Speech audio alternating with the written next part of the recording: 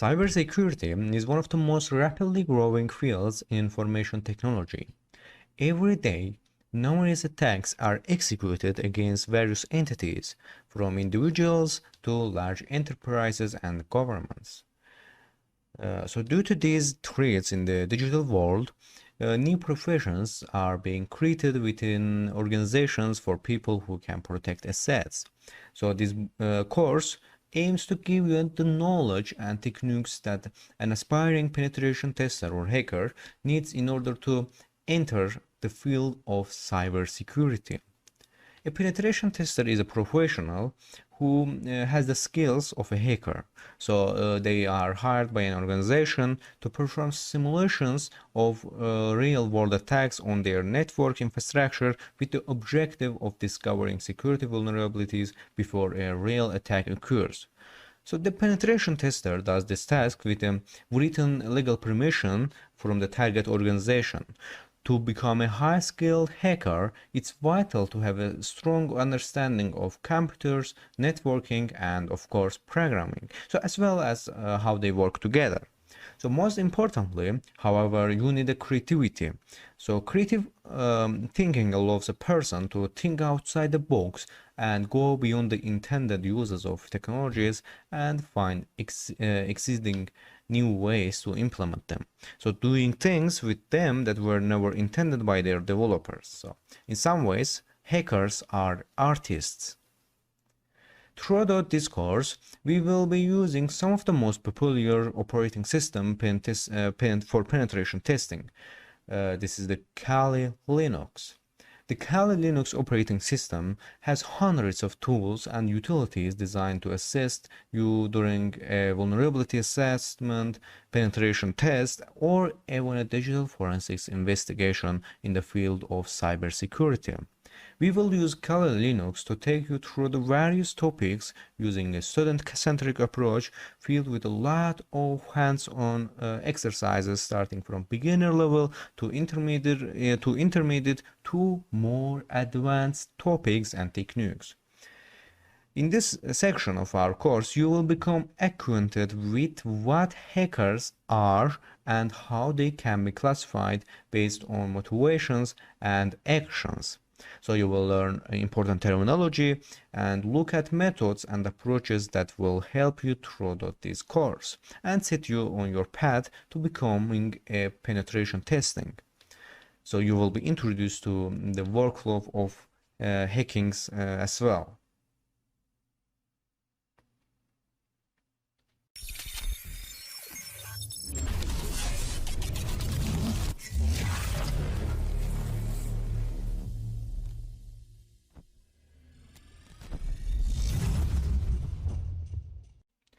Who is a hacker?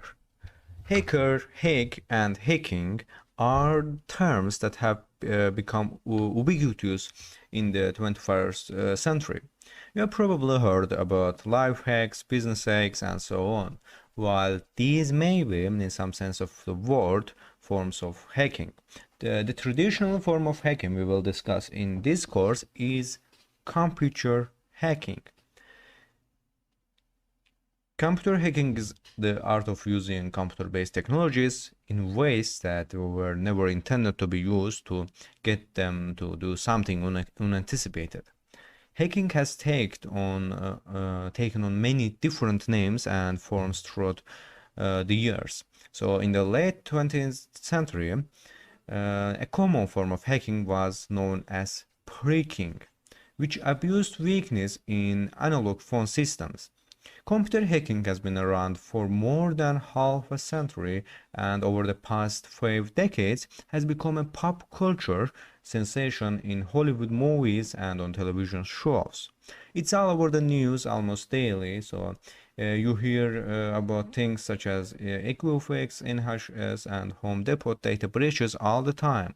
If you are reading and taking this course, you have made your first step toward a better understanding in this fringe form engineering. Now that we have a better idea of what a hacker is, so let's explore the various classifications of hackers. Hacking has many varieties of flavors, and so there are many classifications for hackers.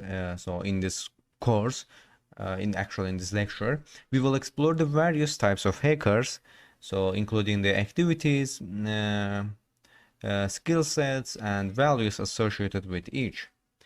We have let me here. So we have different types of hackers: black hat, white hat, gray hat, suicide hackers, state-sponsored hackers, script kiddies, and cyber terrorists. At the end of this section, lecture actually, you will able to compare and contrast each types of hacker. Let's start with black hat hacker here. So black hat hackers typically have a strong understanding of systems, networks, and application programming, which they use for malicious and or criminal purposes. So this type of hacker typically has a deep understanding of evasion and identification tactics, which they use to avoid imprisonment as a result of their actions. So they understand the common tools and tactics used by highly skilled ethical hackers. Hackers caught performing criminal hacking are usually blacklisted from ethical hacking, thus losing the ability to get employment as an ethical hacker. Now that you have a better understanding of black hat hackers, let's take a look at another type on that follows that ethical hacker ethical principles practice and helps others, the white hat hacker. The white hat hackers, like a black hat hackers, possess a strong understanding of systems, networks, and application programming. However, unlike black hats, they use their knowledge and skills to test systems, applications, and networks for security vulnerabilities. So this testing is conducted with the permission of the target and is used to find weaknesses in security before unethical hackers and black hat hackers exploit them. The motivation to safeguard systems and entities while staying with the confines of the law and ethics leads to the white hats being called as ethical hackers. Like black hats, they possess a solid knowledge of hacking tools, attacks vectors, and tactics used in the exploitation and discovery of vulnerabilities. They also need to think like a black hats when testing and therefore must use creativity to imagine themselves in the shoes of those they wish to combat. Ethical or white hat hacking is the most common form of hacking and focus of this course. Now that we understand the difference between a white hat hacker and a black hat hacker, so let's move on to the type of hacker who looks for vulnerabilities while inhabiting an ambitious or gray area between ethical and unethical hacking. So the gray hat hacker here. The gray hat hackers are similar to white hats but often conduct vulnerability research on their own. And then disclose these vulnerabilities to force vendors to remediate the issue by using a software patch. Their skills typically have a heavy emphasis on vulnerability research tactics such as fuzzing, debugging, and reverse engineering. At times, being a gray hat can be difficult as the balance of definition of ethical and unethical actions keep changing. So despite the difficult place that they occupy in the community, they share valuable information about security flaws and therefore important members of therefore they are important members of the cybersecurity community. So the next type of hacker uses the unethical means to break into systems but does not do so for personal profit like a black hat. This type of hacker is a suicide hacker. What is suicide hacker? Suicide hackers are typically less skilled hackers who are just about capable enough to gain access to systems but are not able to avoid detection. So these hackers have no concern for being caught or imprisoned. So they are happy as long as they succeed in entering and disrupting a system. Their actions are motivated by revenge, political ideologies, and so on. So this type of hacker doesn't care whether they are caught or arrested as long as the job is done. Next, we will take a look at hackers who work on behalf of or within governments, state-sponsored hackers. The state-sponsored hackers is usually employed by national government to spy and launch cyber attacks against another government and nation. So these hackers have dominated the conversations about hacking in society. So this type of hacker enjoys access to all the tools and resources provided by the state, as well as protection from prosecution in order to execute their duties effectively. However, not everyone has access to the cybersecurity training or tools. Most people start with limited resources and skills, such as the type we will encounter in next section here is the script kiddies. A script kiddie is a type of hacker that has not fully understand and technical background of hacking. They use scripts and tools created by other hackers to perform their dirty work. However, even though script kiddies lack the technical knowledge of a real hacker, their actions can still cause a lot of damage in the digital world. Most hackers start off as a script kiddie, then by developing their knowledge and skill set, so they are able to become more accomplished at hacking.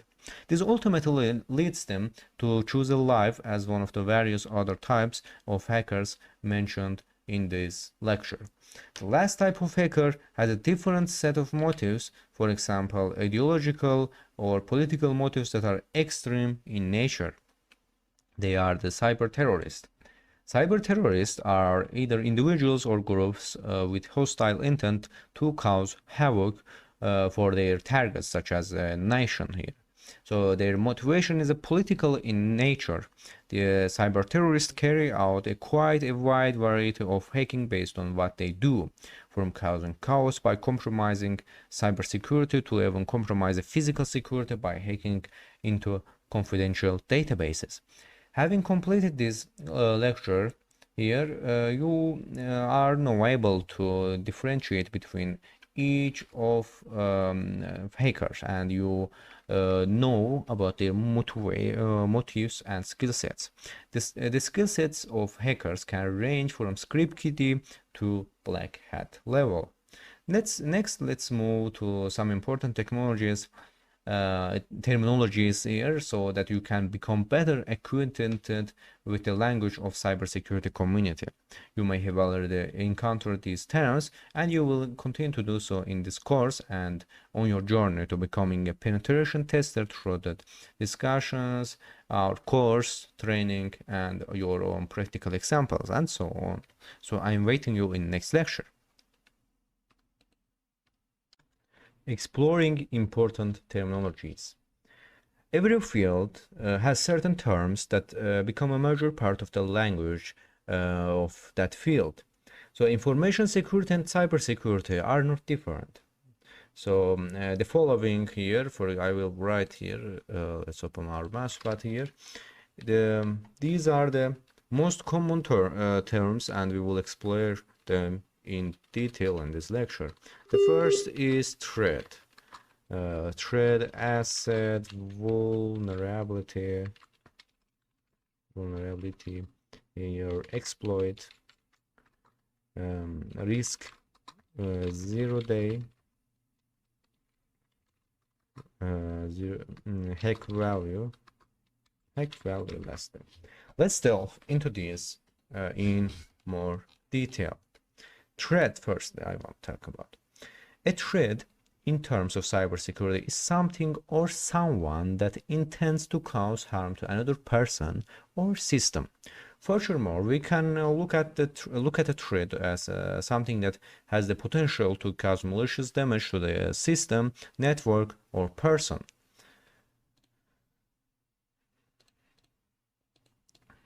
System, network, or person.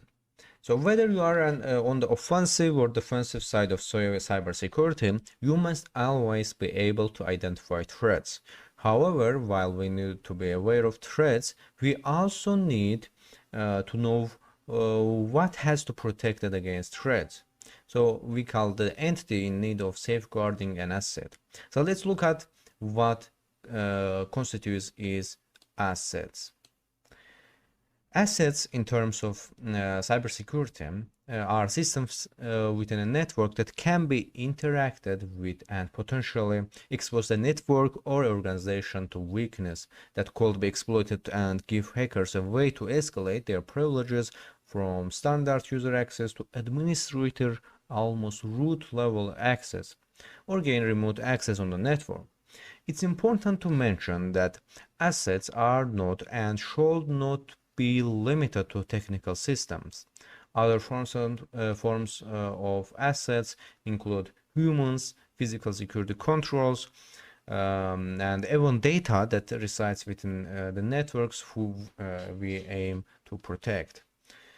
Assets can be broken down into three categories here: tangible, intangible,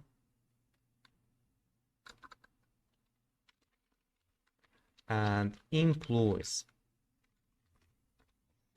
Tangible assets. These are the physical things such as networking devices, computer systems, and applications. Intangible, these are things that are not a physical form such as intellectual property, business plans, data, and records.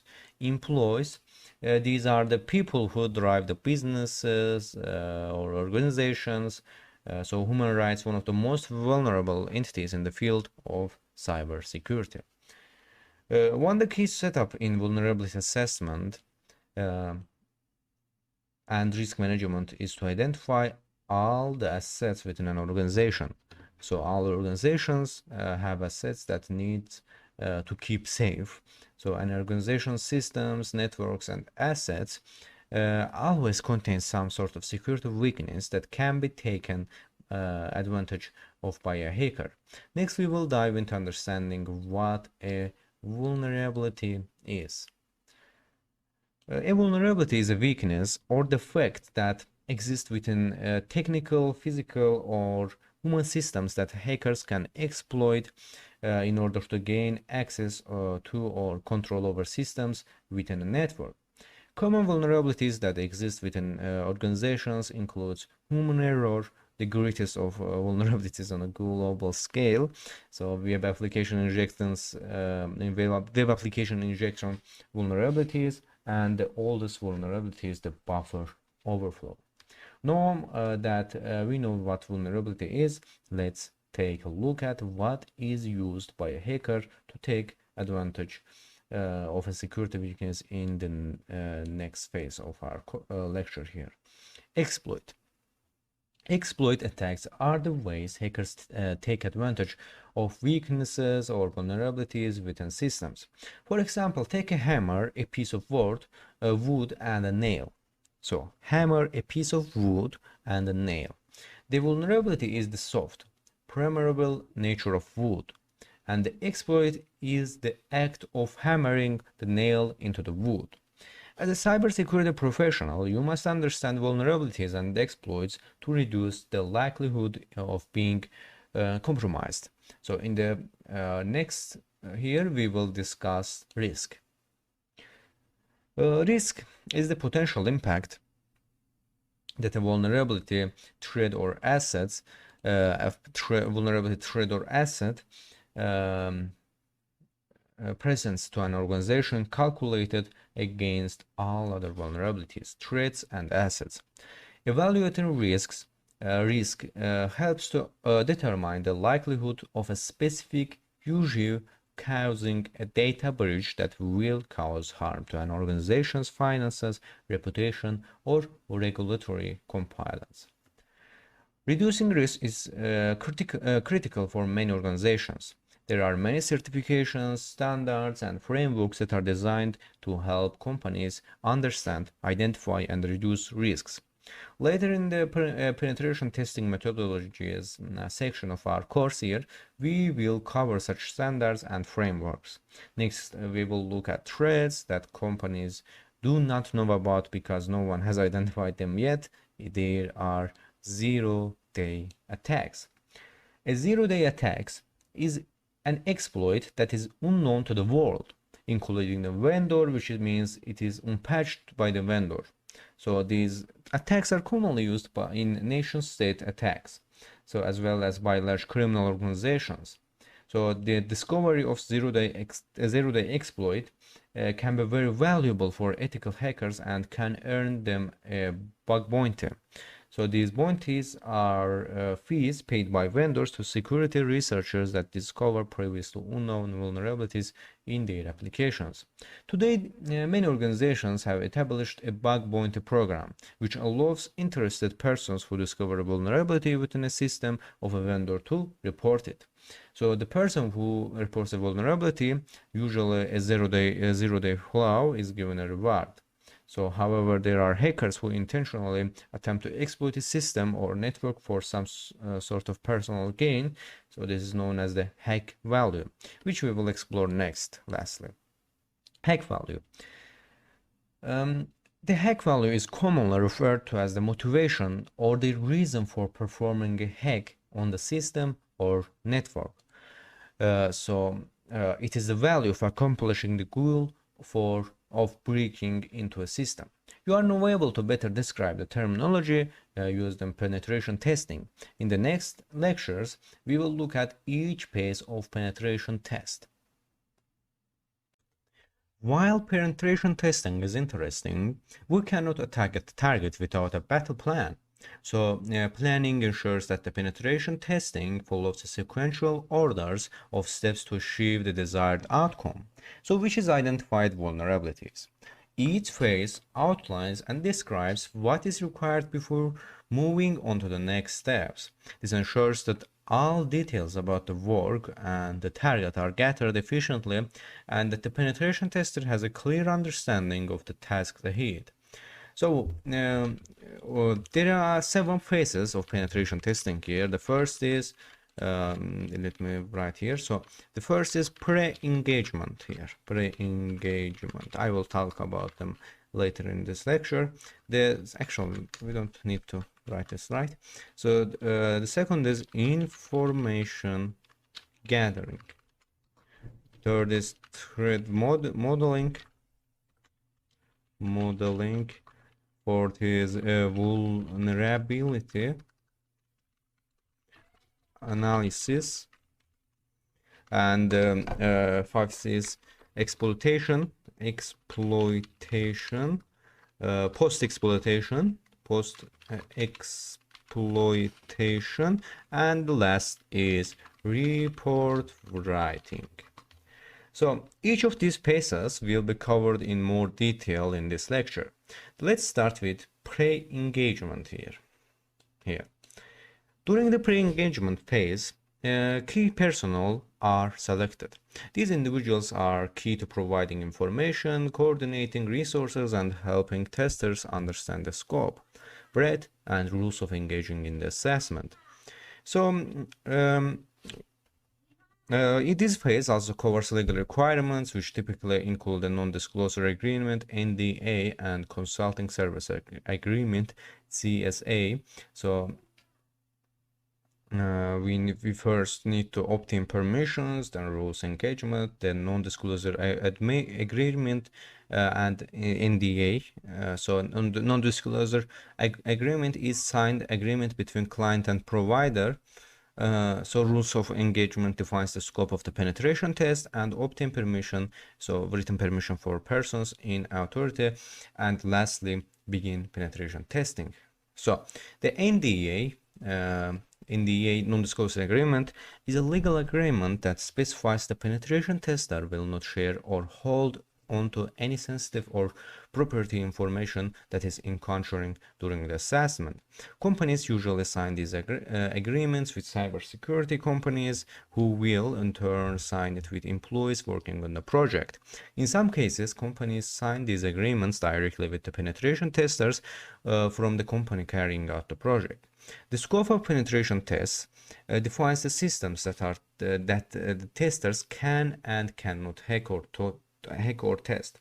To ensure that the penetration tester remains within legal boundaries, he or she must acquire legal permission in writing from the client or company who is requesting the services.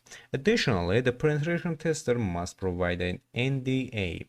So the agreement between the ethical hacker and the client also defines sensitive systems as well as testing times and which system requires special testing windows.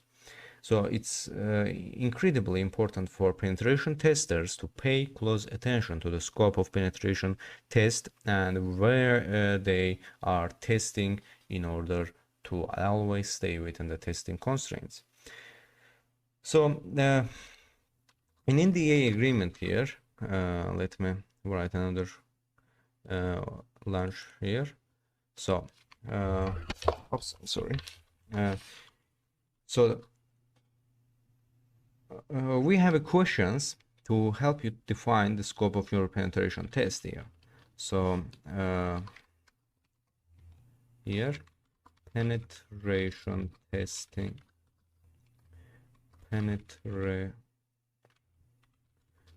testing pre-engagement, questions here. So the question is, what size, what is the size or class of your external network? For this is for network pen test here. So then what is the here what is the size class of your internal network, actual networks here, actual not networks, right? Network here, it network pen test also. So what is the purpose and goal of the penetration test? What is the purpose and goal of the penetration test? This is the applicable to any form of penetration testing, form of pen test here. And how many pages does the web application have? How many pages does web application have? Web pen test, web application pen test here. And lastly, how many user inputs or forms does the web application have? How many user inputs or forms does the web application have? This is also web application pen test. So this is not an extensive list of pre-engagement questions, and all the engagements should be given to ensure that you ask all important questions, so you don't underscope or underprice the engagement. Now, what we have understood the legal limitation stages in penetration testing, let's move on to learn about the information gathering path and its importance. Information gathering. So most types of penetration tests involve an information gathering phase. Let's check, is this recording sound? Yes. So most types of penetration tests involve an information gathering phase, so which is vital to ensuring that the testers have access to key information that will assist them in conducting their assessment.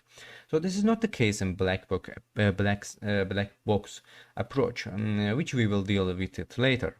Most information gathering is gone from web-based application penetration testing, so the questions involved are generally geared towards web-based applications, such as what platform is the application is written. Let's write this as well. So this is the information gathering questions here. So here. So what platform is the application written in, and does the application use any application programming interface? Application use any API, actually APIs here. The application maybe use more than one API. Is the app behind web here? This is the web application firewall. Firewall. How does the application handle authentication? How does the application handle out here? And does the application use Active Directory credentials to authenticate users? Does the application use Active Dir credentials to out users here? I'm rating it small here. So do users access this application in any other way through the web URL? Is the application internet facing or internal? Does the application serve any sensitive information or system access? So this is the questions. Understanding the target is very important before any sort of attack as a penetration tester, as it helps in creating a profile of the potential target, recovering user credentials, login accounts at this phase, for instance, will be vital to later phases of penetration testing, as it will help us gain access to vulnerable systems and networks. Next, we will discuss the essentials of threat modeling. So threat modeling is a process used to assist testers and defenders to better understand the threats that inspire the assessments, or the threats that the application or is most prone to. So this data is then used to help penetration testers emulate, assess, and address the most common threats that the organization, network, or application faces. Having understood the threats an organization faces, the next step is to perform a vulnerability analysis assessment on the assets to further determine the risk rating and severity. Vulnerability analysis. Vulnerability analysis typically involves the accessors or testers running vulnerability or network port scans to better understand which services the network or application is running, and whether there are any vulnerabilities in any systems included in the scope of the assessment. So this process often includes a manual vulnerability testing or discovery, which is often the most accurate form of vulnerability analysis or vulnerability assessment. There are many tools, both free and paid for, so to assist us in quickly identifying vulnerabilities on a target system or network. After discovering vulnerabilities, after discovering security weaknesses, the next phase is to attempt exploitation. Exploitation is the most commonly ignored or overlooked part of the penetration testing. And the really is that clients and executives don't care about vulnerabilities unless they understand why they matter to them.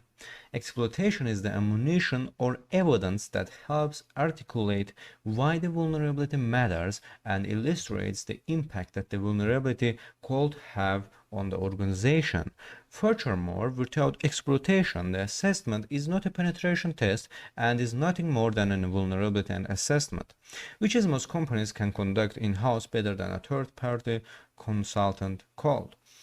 To put it simply, during the information gathering phase, a penetration tester will profile the target and identify any vulnerabilities. Next, using the information about the vulnerabilities, the penetration tester will do their research and create specific exploits that will take advantage of the vulnerabilities of the target. This is what exploitation is. When we use exploits, this means malicious code, to leverage a vulnerability weakness in a system, which will allow us to execute arbitrary code and commands on the target.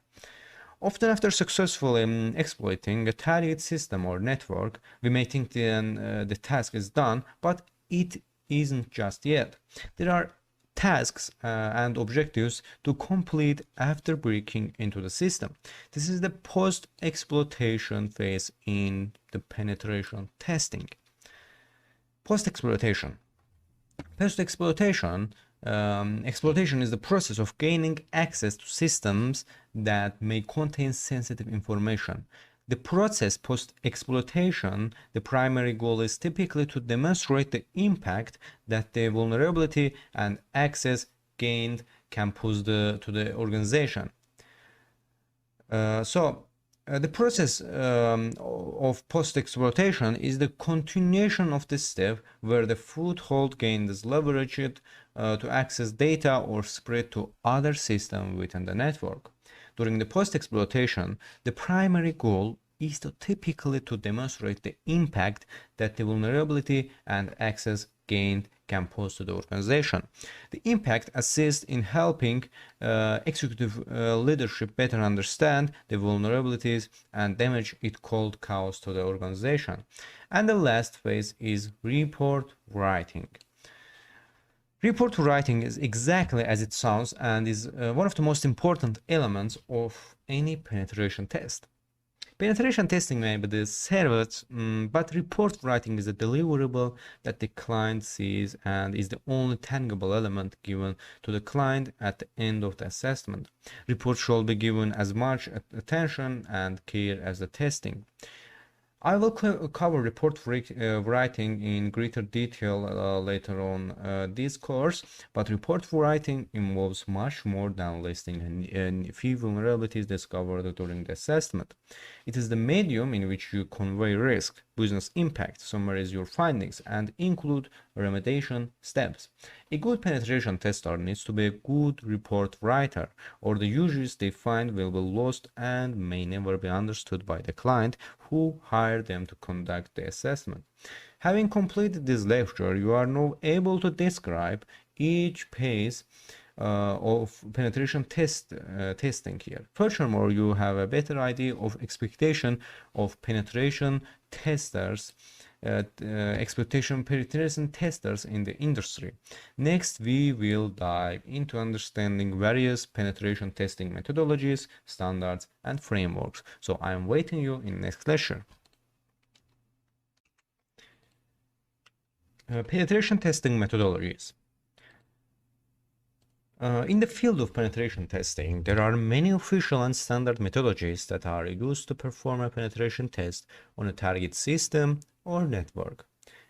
In this lecture, we will discuss the most popular standards and frameworks that are used in cybersecurity to ensure that organizations meet an acceptable baseline of operating in a secure environment.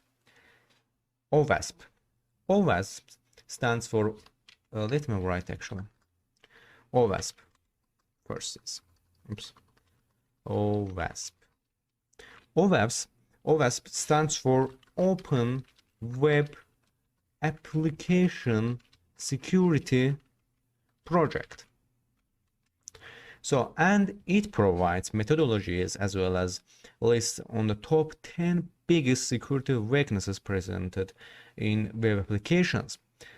This list in the de facto framework used by web application penetration testers and is what most corporations are looking for when hiring penetration testers to test their web applications.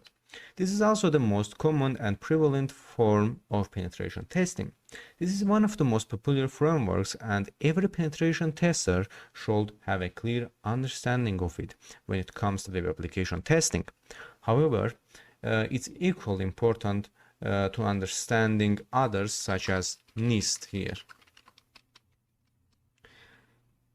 NIST stands for National Institute here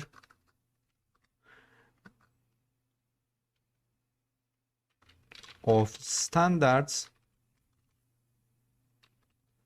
and technology. So NIST is National Institute of Standards and Technology.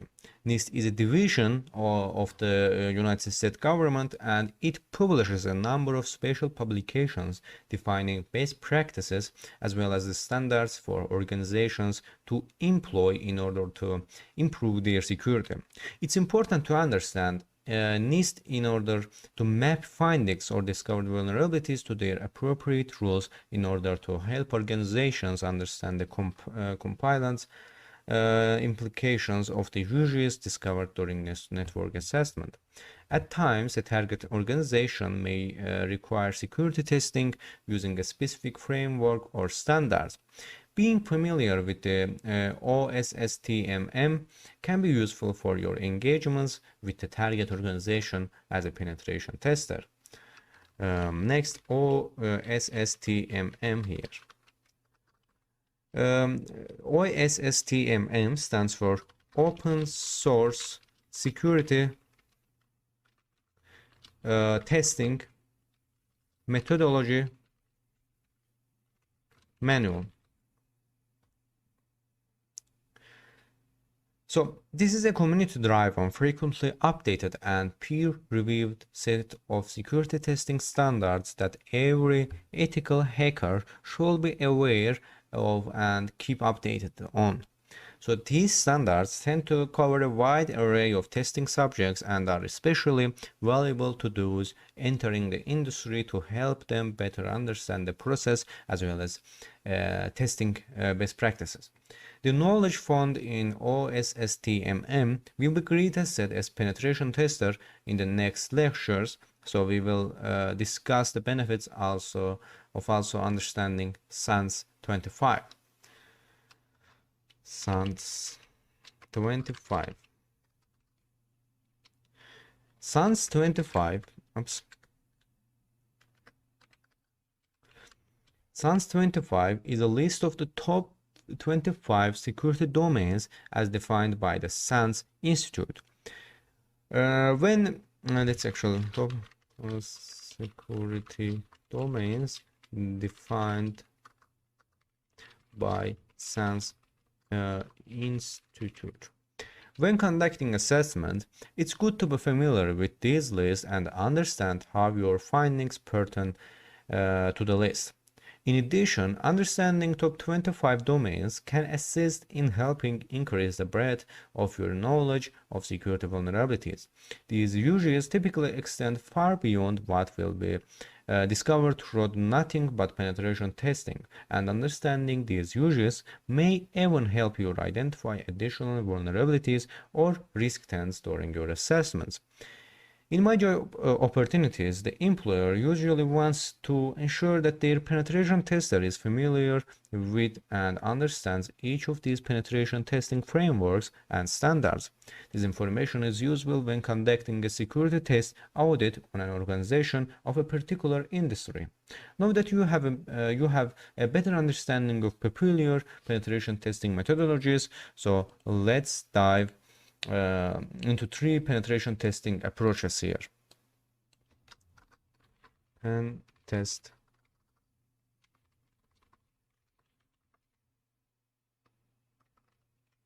So there are different approaches to performing a penetration test on a target organization. These are white box here. White box, black box, and lastly gray box. So what is the white box? A white box assessment is a typical of web application testing but can extend to any form of penetration testing. The key difference between white, black, and gray box testing is the amount of information provided to the testers prior to the engagement here. So in a white box assessment, The tester will be provided with full information about the application and its technology, and will usually be given credentials with varying degrees of access to quickly and thoroughly identify vulnerabilities in the applications, systems, or networks. Not all security testing is done using the white box approach, so sometimes only the target company's name is provided to the penetration tester. Next, we will cover the fundamentals of black box testing. Black box assessments are the most common form of network penetration assessments and are most typical among external network penetration tests and social engineering penetration tests. In the black box assessments, the testers are given very little or no information about the networks or systems they are testing. This particular form of testing is inefficient for most types of web applications testing because of the need for credentials in order to test for authenticated vulnerabilities, such as lateral and vertical privilege escalation. In situations where black box testing is not suitable, there are other approaches that exist between white and black box. This is the gray box here. Gray box assessment are a hybrid or white and black box testing. So black box assessments is a hybrid assessment of between white and black box testing, and are typically used to provide a realistic testing scenario while also giving penetration testers enough information to reduce the time needed to conduct reconnaissance and other black box testing activities. In addition to this, it's important in any assessment to ensure you are testing all in-scope systems. In the true black box, it's possible to miss systems and, as a result, leave them out of the assessment. So the gray box is often the best form of network penetration testing as it provides the most value to clients. Each penetration test approach is different from the other, and it's vital that you know about all of them. So imagine a potential client calling us to request a black box test on their external network. As a penetration tester, we must familiar with these terms and what is expected. Now that we have covered the different approaches of testing, so let's dive into various types of penetration testing. Types of penetration testing. Vulnerability and port scanning cannot identify the uses that manual testing can. And this is the reason that an organization hires penetration testers to conduct these assessments.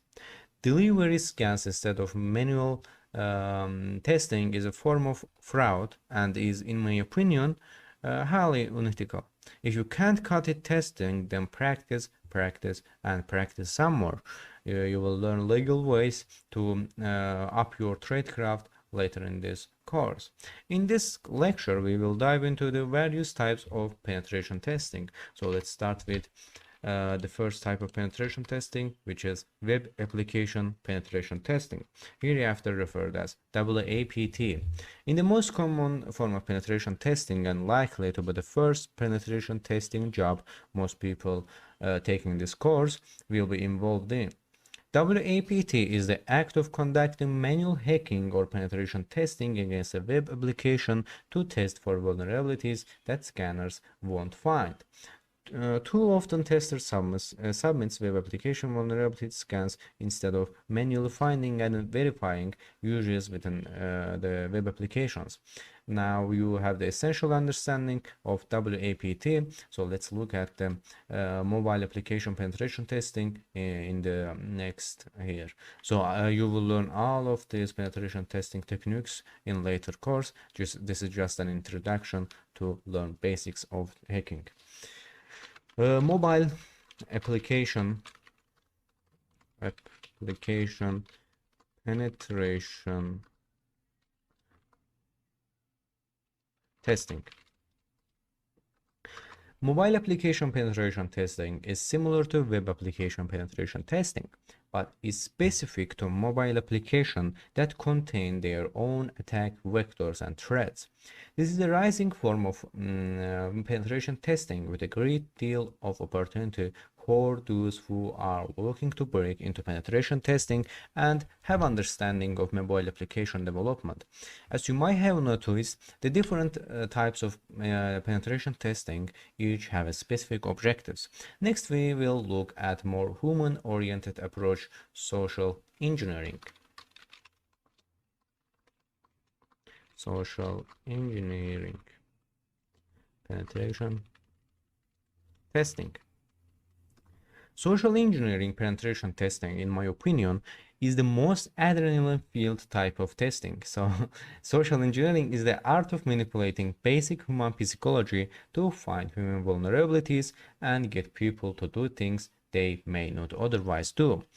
During this form of penetration testing, you may be asked to do activities such as sending phishing emails, make phishing phone calls, or talk your way into secure facilities to determine what an attacker targeting their personnel called the sheep. I have personally obtained the domain admin access over the phone, tagged my way into bank vaults and casino money cages, and tagged my way into Fortune 500 data center. So there are many types of social engineering attacks which will be covered later on in this course.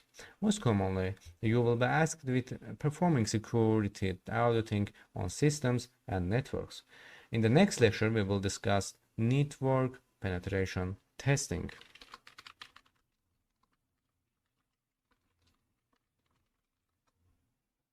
Network penetration testing focuses on identifying security weaknesses in a targeted environment.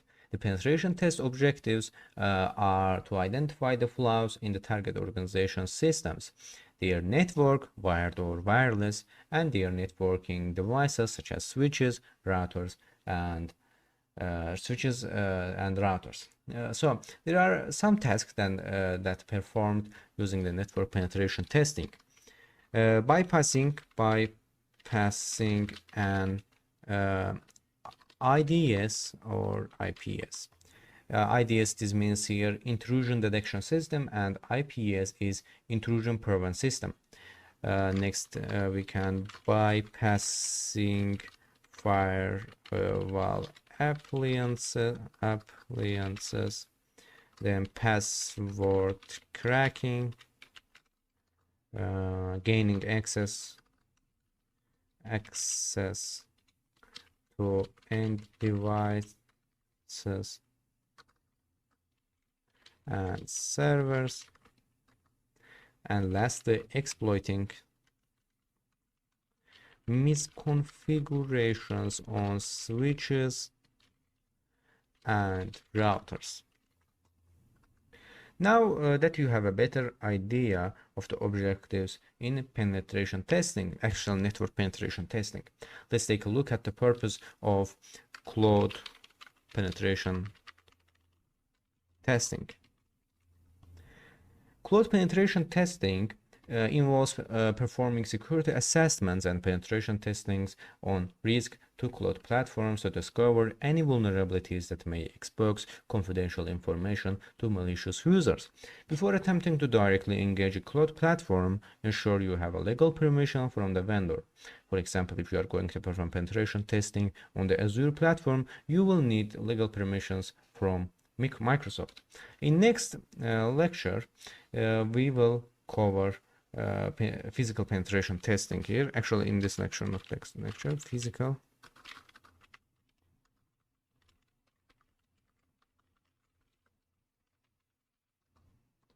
So physical penetration testing focuses on testing the physical security access control system in place to protect an organization's data. Security controls exist within offices and data centers to prevent unauthorized persons from entering secure areas of a company. Physical security controls includes like security cameras and sensors. Security cameras and sensors are used to monitor physical actions within an area. Biometric authentication systems Biometrics are used to ensure that only authorized people are granted access to an area, and the doors and locks here. Locking systems are used to prevent unauthorized persons from entering a room or area. And lastly, security guards. Security guards are people who are assigned to protect something, someone, or an area. Having completed this lecture, you are now able to describe the various types of penetration testing. Your journey ahead won't complete without understanding the phases of hacking, so the different phases of hacking will be covered in next lectures. Hacking phases. During any penetration test training, you will encounter the 5 phases of hacking. The first is reconnaissance.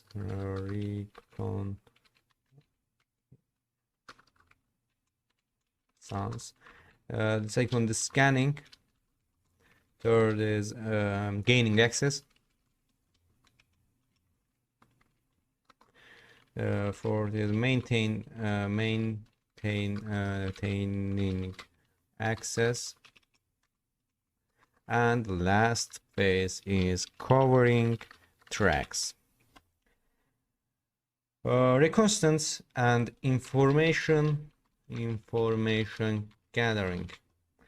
The reconnaissance or information gathering phase is where the attacker focuses on acquiring meaningful information about their target.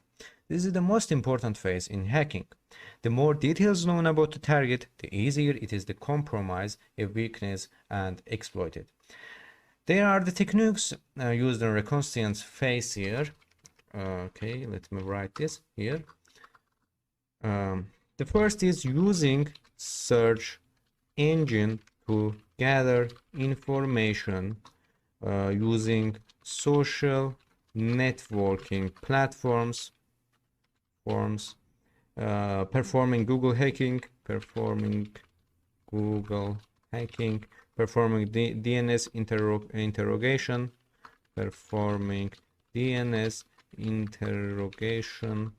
and lastly, social engineering. Here. So in this phase, the objective is to gather as much information as possible about the target. In the next here, we will discuss using a more directed approach is scanning. The second phase of hacking is scanning. So scanning involves using a direct approach in engaging the target to obtain information that is not accessible via the reconnaissance phase. So this phase involves profiling the target organization, its system, and network infrastructure. So there are the techniques used in scanning phase here. The first is checking for any live systems, checking for firewalls and their rules, checking for open network ports, checking for running services, checking for security vulnerabilities,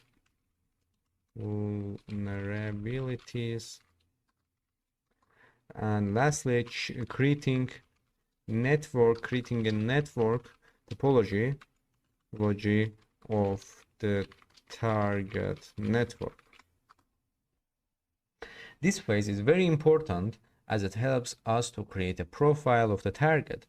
So the information found in this phase will help us to move on to performing exploitation on the target system, network. Gaining access here we will now discuss about here.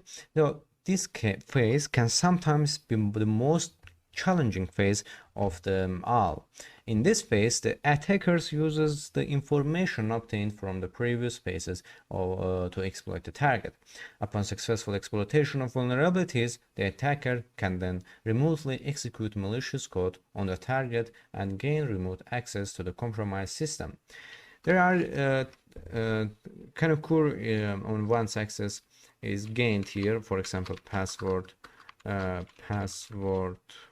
cracking, exploiting vulnerabilities. Is here, and escalating privileges, and hiding files, and lateral movement.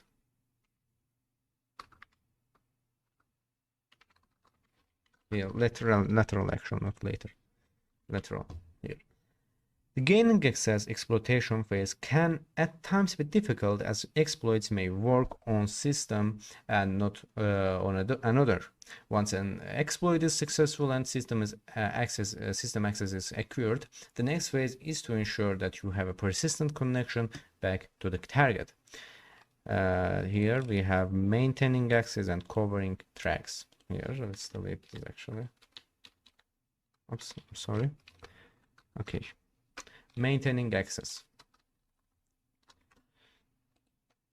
So after exploiting the system, the attacker should usually ensure that they are able to gain access to the victim's system at any time as long as the system is online. So this is done by creating backdoor access on the target and setting up a persistent reverse or bind connection between the attacker's machine and the victim's system. The objectives of maintaining access are here. Maintaining access are lateral movement here, lateral movement, exfiltration of data,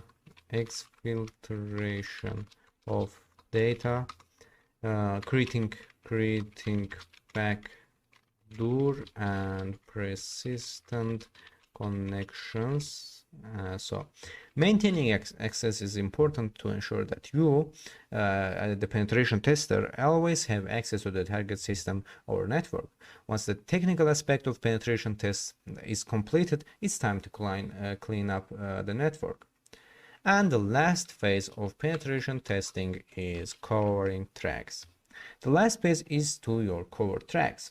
This ensures that you don't leave any traces of your presence on a compromised system. As a penetration testers, we would like to be as undetectable as possible on a target's network, not triggering any alerts while we remove any residual traces of the actions performed during the penetration test. Covering tracks ensures that you don't leave any trace of your presence on the network, as a penetration tester is designed to be stealthy and simulate real-world attacks on an organization. The summary. So during this course, lecture of our ethical hacking course, we discussed the different types of hackers while outlining their primary characteristic. The various types of penetration tests and phases we are covered, including an exploitation of popular testing methodologies and approaches used in the cybersecurity industry. You are now able to compare and contrast the different types of hackers. You have gained knowledge and understanding of various terms used with the cybersecurity industry. And you have got to grips with the importance of and different phases of penetration testing. So you are able to distinguish between various types of penetration testing, such as network, web, and even cloud penetration testing.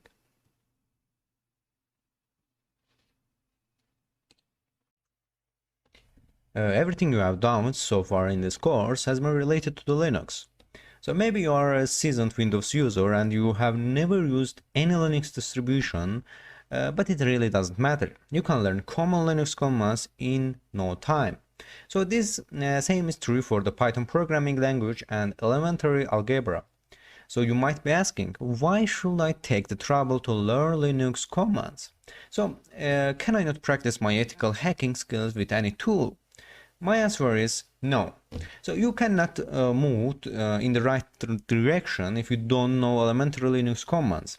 In fact, after a certain stage, you will have to master Linux programming, because without mastering Linux programming, you cannot master ethical hacking or penetration testing as a whole.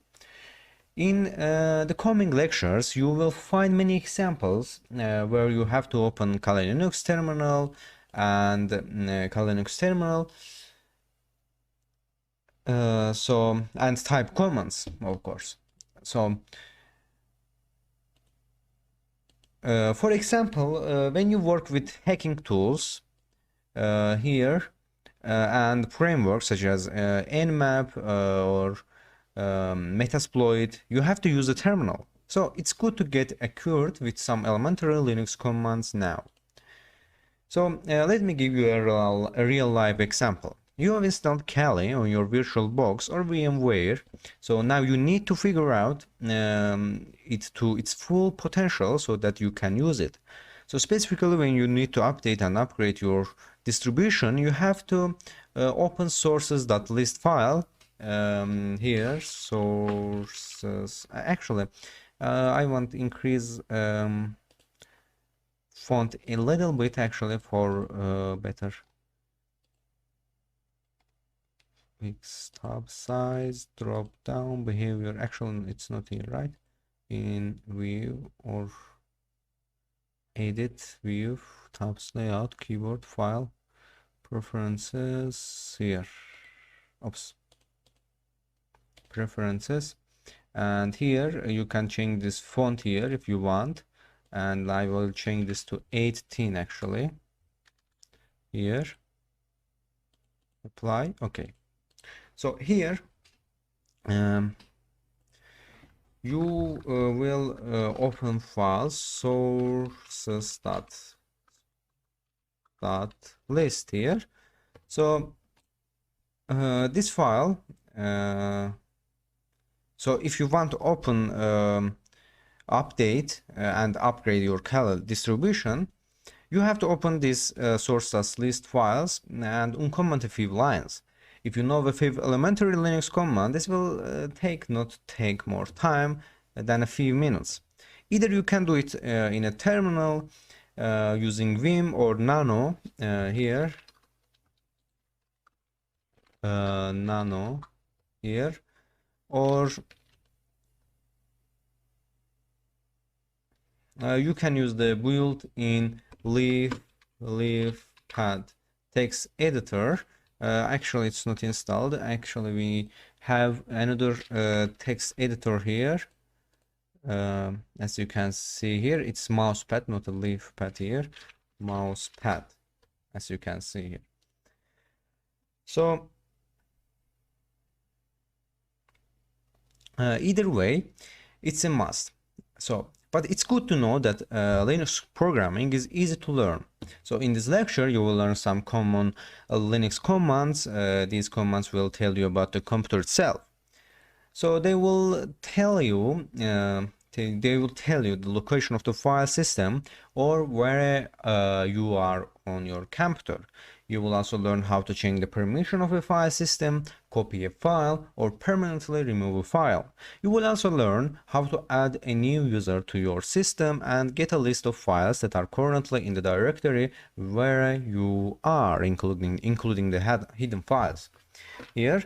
So in a nutshell, you will learn to do basic operations through your keyboard without using your mouse pointer.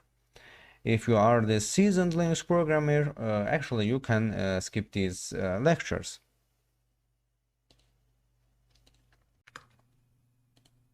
In Linux, nearly everything you deal with directly is a file. So, and most often these will be text files. For instance, all configuration files in Linux are text files here. And so to reconfigure an application, you simply open the configuration file, change the text, and save the file, and then restart the application. So your reconfiguration is complete here. So with so many text files, manipulating text becomes circular in managing Linux and Linux applications. So in this lecture, actually this will be several lectures here, you will use several commands and techniques for manipulating text in Linux. For illustrative purposes, I will use files from the world's-based Network Institution Detection System, NIDS, snort, which was first developed by Marty Rivers, and it's now owned by Cisco. So NIDS are commonly used to detect intrusions by hackers. So if you want to be a successful hacker, you must be familiar with ways NIDS can detect attacks, and the ways can abuse them to avoid detection. So let's now I will learn about weaving files. So the most basic text display command is probably cat here. So cat is let's use cat to display the snort config file from snort.conf here, as you can see here. So let's, in order to open show this file, let's write here cat / etc snort.conf here.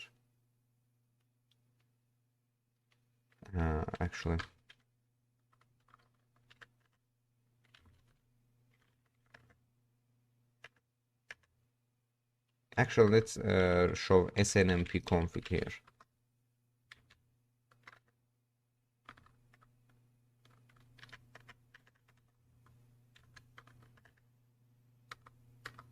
As you can see that now we printed this file here. So your screen should be like this here. So in the following 2 lectures I will show you, and actually in the next lecture 2 I will show you to head and tail commands, which are 2 methods for displaying just part of the file's content in order to more easily weave the key content. So let's write here head etc snmp.configuration here. As you can see, now we are simply looking at head here, and we have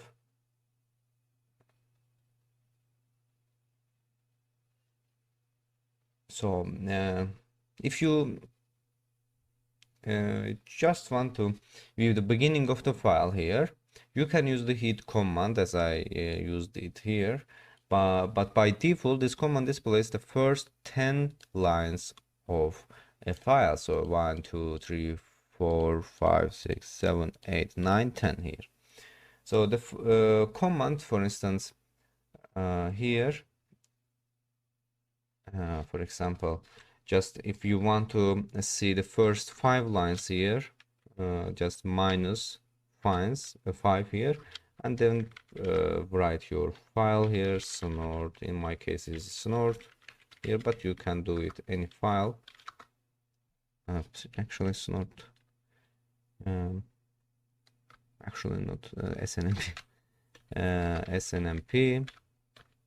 snmp.conf here. As you can see here, we printed first 5 lines here, 1 2 3 4 5. So you should look like that. You see the output like that. If I write here 8 lines, actually here 8 lines here, oops, snmp, actually, yes, 8 files, for example. As you can see here, I printed 8 lines of our configuration file here, and here, oops, I'm sorry, let's change this resolution here, resolution here,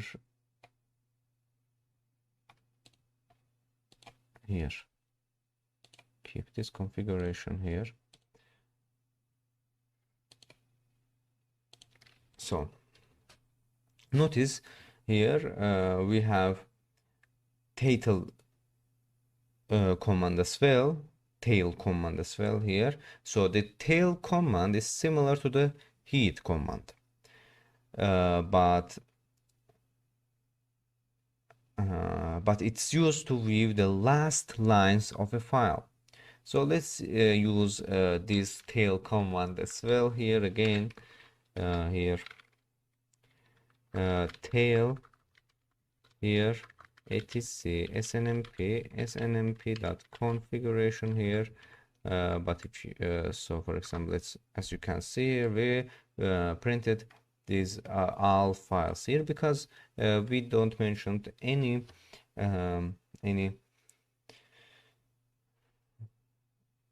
last lines here. For example, if we try like that, for example, -5, this tail command will show us the last file of last 5 lines of our configuration file or any text file here.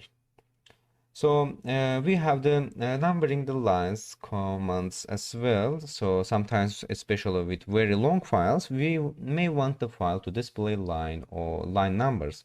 Since this SNMP configuration has not many lines here, I will try another file here. For example, let's find another file. File here, for example, let's use Samba here, Samba, and smb.com. I think this will be okay. As you can see, there's so many lines. So we may want to file display line numbers because it's so many lines here with Samba configuration file here. So so this makes it easier to reference change and come back to the same place within the file. So to display a file with line numbers, we use the NL here, NL command. So simply enter the NL command here, etc. etc. here. What it was Samba, right? Yes, Samba SMB configuration. Samba smb.conf here. As you can see here, we printed a line like that. Last line is 189 line here, and as you can see here, we have so many lines here.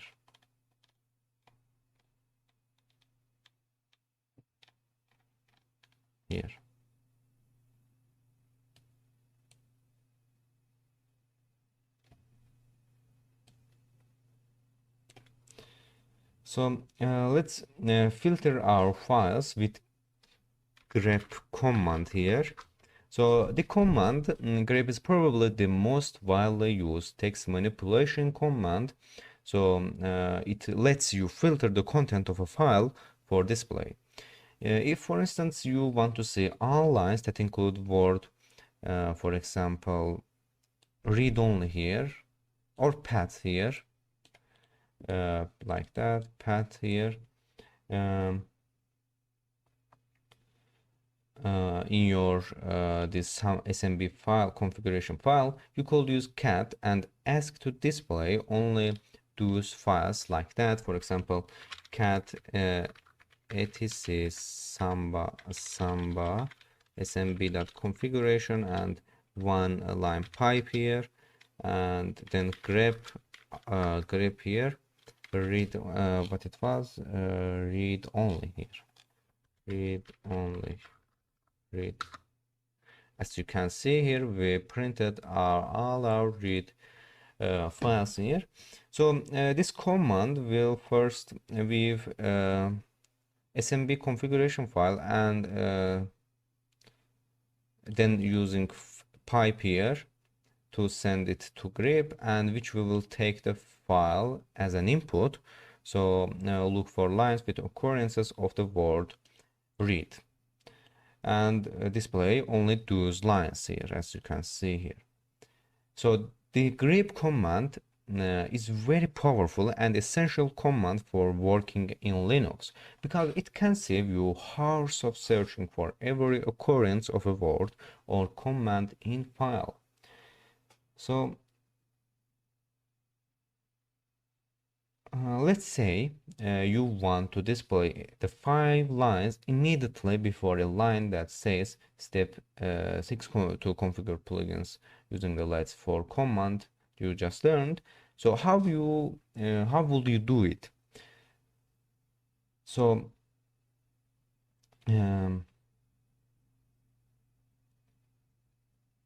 there are many options to this command that we have discussed. So you can learn more commands by using the built-in Linux man. For example, man tail here will show the help file of tail command here, as you can see here, or just press X and then enter to quit here.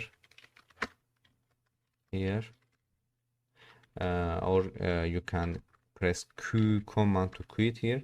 For example, man cat, as you can see here, we're showing help file of cat command here, or man apt.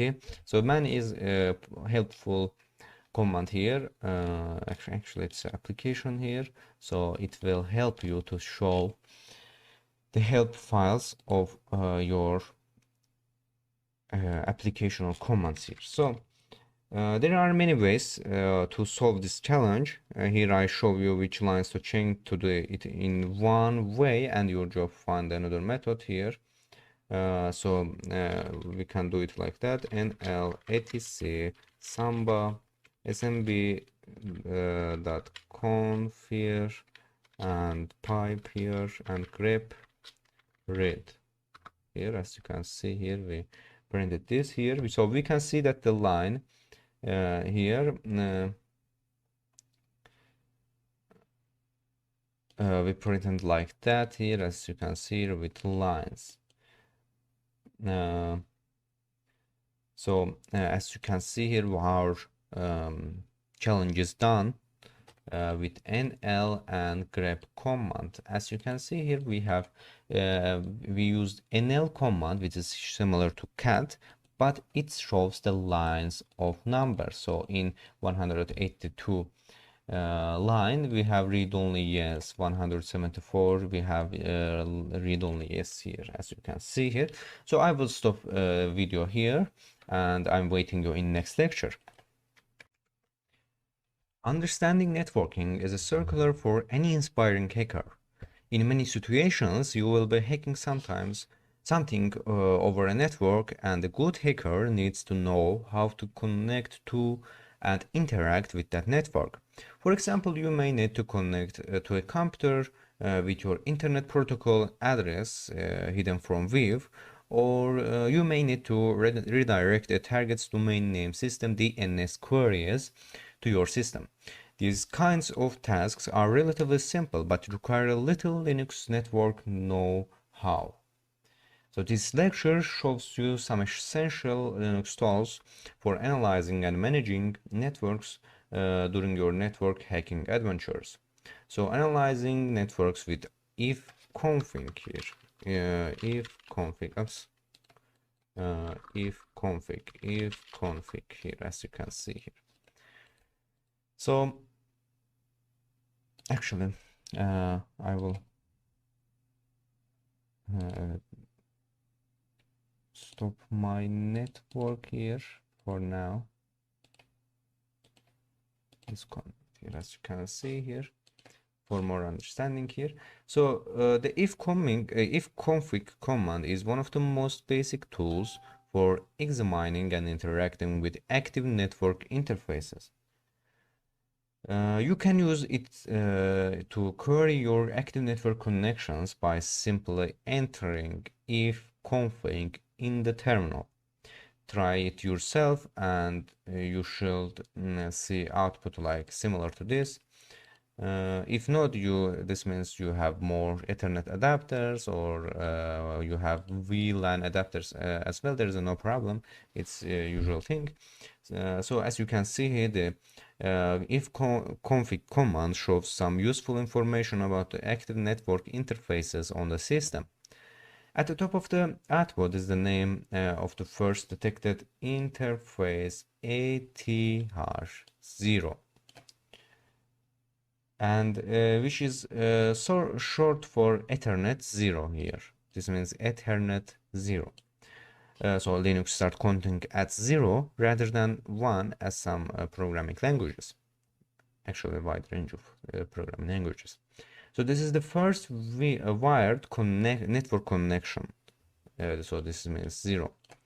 So if there were more wired Ethernet interface, they will show up in the output using the same format here, like that ATH1 or ATH2, like that, or ATH3. So, and so on. So the type of network being used, Ethernet, here is listed next, followed by hardware address and an address. So this is the global unique address and stamped on every piece of network hardware. In this case, the network interface card, NIC, usually referred to as the media access control, MAC. As you can see here, this is the MAC address of my Ethernet 0 adapter. So this MAC address can be changeable, but it's usually unique for every network interface controller. So the second line contains information on the IP address currently assigned to the that network interface. In this case, 198 to 168, 58 and 129 here. And we have the broadcast here as well, broadcast IP address, which is the address used to send out information to all IPs on the subnet. Finally, we have network mask, net mask here, which is used to determine what part of the IP address is connected to the local network. You will also find more technical information in this section of the output, but it's beyond the scope of the Linux networking basics section. Here, you will learn later about this. So the next section of the output shows another network connection called low. Which is short of the loop back here address, and is sometimes called local host. This is special software address that connects to your own system.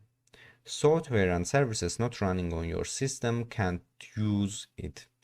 You will use low to test something on your system, such as your own web server. So the localhost is generally represented with IP address 128.0.0.1, as you can see here. So this is not commented because it will not show anything output here. So the third section of our interface, if you're using a notebook and you have a WLAN adapter, wireless adapter, this will appear you only if you have a wireless adapter, interface or adapter. But in my case, I have not wireless adapter because this is the virtual machine here I'm using. And if you install to your laptop computer here, you will see like that VLAN 0 here. So we can check wireless network devices with IWconfig. If you have a wireless adapter, you can use the IWconfig command to gather circular information for wireless hacking, such as the adapter's IP address here. Let me check. So, such as the wireless adapter IP address here, its MAC address, what mode it's in, and more. So the information you can glean from this command is particularly important when you are using wireless hacking tools like AirCrackNG here, like that. So using the terminal, now let's look at some wireless devices with EW-config here. EW-config. As you can see here, we have no wireless extensions. So the output here tells us that the only network interface with wireless extension is VLAN 0 if you have VLAN 0, but in my case I have not, because it's a virtual machine. We can change network information as well. So being able to change your IP address and other network information is a useful skill, because it will help you access other networks while appearing as a trusted device on these networks. For example, in a denial of service DOS attack, you can spoof your IP so that the attack appears to come from another source, thus helping you evade IP capture during forensic analysis. So this is the relatively simple tasks in Linux, and it's done with the ifconfig command. Changing your IP address. To change your IP address, enter ifconfig followed by the interface you want to reassign and the new IP address you want to assign to the interface. So in my case, for example, to assign IP address, some IP address to 80*0 here, and then enter your IP address 128. What was our first IP address here? As you can see, our default IP address is 129. Let's change it to 115 here. And 58 actually 115 here. As you can see, operation is not confirmed. For doing this, sudo here, kali and password. As you can see here, Linux will not return anything to us. When you do this correctly, Linux will simply return the command prompt and say nothing. So this is a good thing here. And then you can again check your network connections with ifconfig here, and you should see that your IP address has changed to new IP address. As you can see here, our IP address last number was 129, and this is now 115 here. So you can also change your network masks, net masks, and broadcast address with ifconfig command. For instance, if you want to assign the same 80*0 interface with net masks 255.255.0.0 and the broadcast address to 192.186 and 0.1.255, then you should type this command in your terminal. For example, config, and let's assign our Ethernet adapter here, and the first our IP address here, 120, 168, 101.115, or 230 point, for example. This is just ordinary round number. 115 here. We should use sudo for this command, and actually let's change the netmask as well here. Netmask 255.255.0.0. As you can see here, we have deleted the last 255 part of from our command. You will learn all about this, what is netmasks and what is broadcast. I will just show you how to use that. And broadcast here 192.168.1.255. As you can see here, we changed our IP address. Once again, if you done correctly, everything correct, Linux responds with a new command prompt here. So now enter if config command again to verify that each of the parameters has been changed accordingly. Here, as you can see here, we changed all of them. So in Linux, we can swap the IP address as well. Actually, in next lecture we will do it, so I'm waiting you in next lecture. You can also use if config to change your MAC address or hardware address here. Hardware there are the same thing here. Here like that. So the MAC address is globally unique and is often used as a security measure to keep hackers out of the network or to trace them. Changing your MAC address to swap different MAC address is almost trivial and neutralizing to security measures. It's a very useful technique for bypassing network access controls. To spoof your MAC address, simply use the ifconfig here command. Commands here. Ifconfig commands down option to take down the interface AT0 in this case. AT0 down here. We should use with sudo command, and then enter the ifconfig command sudo ifconfig AT0 hardware HW ether. So then enter the ifconfig command. So hardware for w for hardware and ether for ethernet, and the new spot enter the new spot MAC address. So for example 0.00011223344 and 55 here, and then finally bring the interface back up with the up option for the change to take the place. For example, if config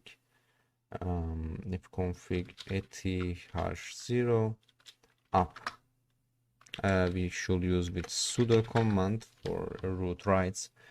And now when you check your new settings with ifconfig, you will see your new MAC address here. Actually, what was our old address here?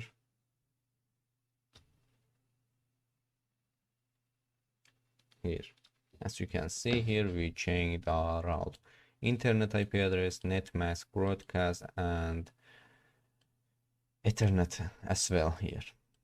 So we can assign new IP address from the DHCP server. So Linux has a dynamic host configuration protocol server that runs on daemon, a process that runs in the background. So called DHCPD here. Or the DHCP daemon. So the DHCP server assigns IP address to all the systems on the subnet and keeps log files of which IP address is allocated to which machine here.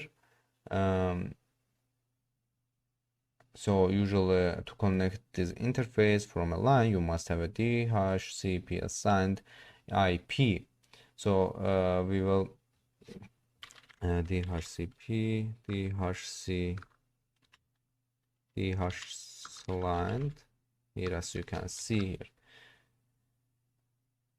Now, therefore, after setting a static IP address, you must return and get a new DHCP assigned IP address. To do this, you can always reboot your system, reboot here, but I will not reboot here, and but I will show you how to retrieve a new DHCP without having to shut your system down and restart it. So to request an IP address from DHCP, simply call the DHCP server with command DHClient, followed by the interface you want to the address assigned to. So different Linux distributions use the different DHCP clients, but Kali is built on a Debian which uses DHCP client. Therefore, you can assign new address like this, ATH0. We have to use sudo command as well here. As you can see here, we are waiting for it.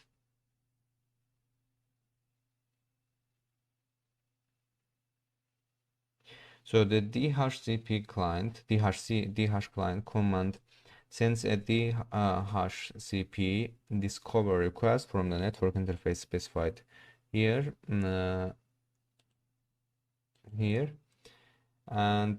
ATH0, of course, in this case, it receives the offer DHCP offer from the DHCP server.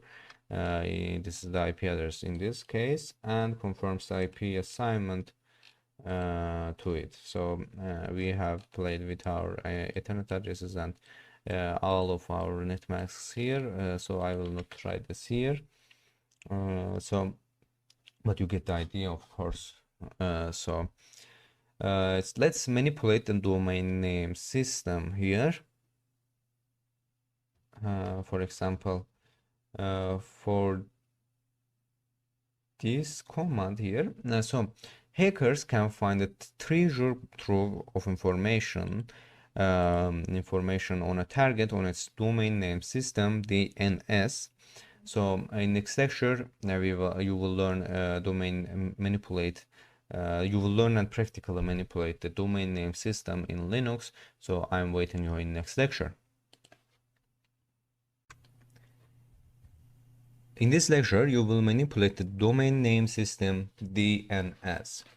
Hackers can find a treasure trove of information on a target in its domain name system, DNS. So DNS is a critical component of the internet. So, and also it's designed to translate domain names to IP addresses. So a hacker can use it to garner information on the target. DNS is a service that translates a domain name, like, for example, let's open a web browser, and I will, for example, google.com to appropriate IP address. So I will show you an illustration of DNS here, .com here. Actually, our internet is disconnected because I plug out our network adapter here, and I will fix it now here. As you can see, DuckDuckGo. We will go DuckDuckGo here, and I will search here DNS, and I want to show you an illustration here for better understanding. So actually DNS work.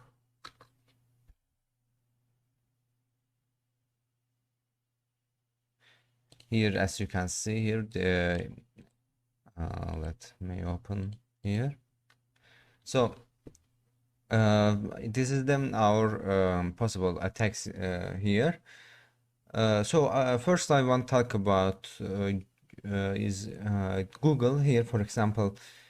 DNS is a service that translates a domain name, for example, like google.com to IP address. So the way your system knows how to get to do it, so without DNS, we will all have to remember thousands of IP addresses like that. For example, in Google, it might be google.com, for example, it might be 106 here, 2.85, 82 here, and 100. 32, for example. So if without DNS, you would remember all of these IP addresses without these logically alphabet numbers. So DNS converts your domain name to IP address. So and one of the most useful commands for the aspiring hacker is a dig, so which offers a way to gather DNS information about the target domain. So the stored DNS information can be a key piece of early reconnaissance to obtain before attacking.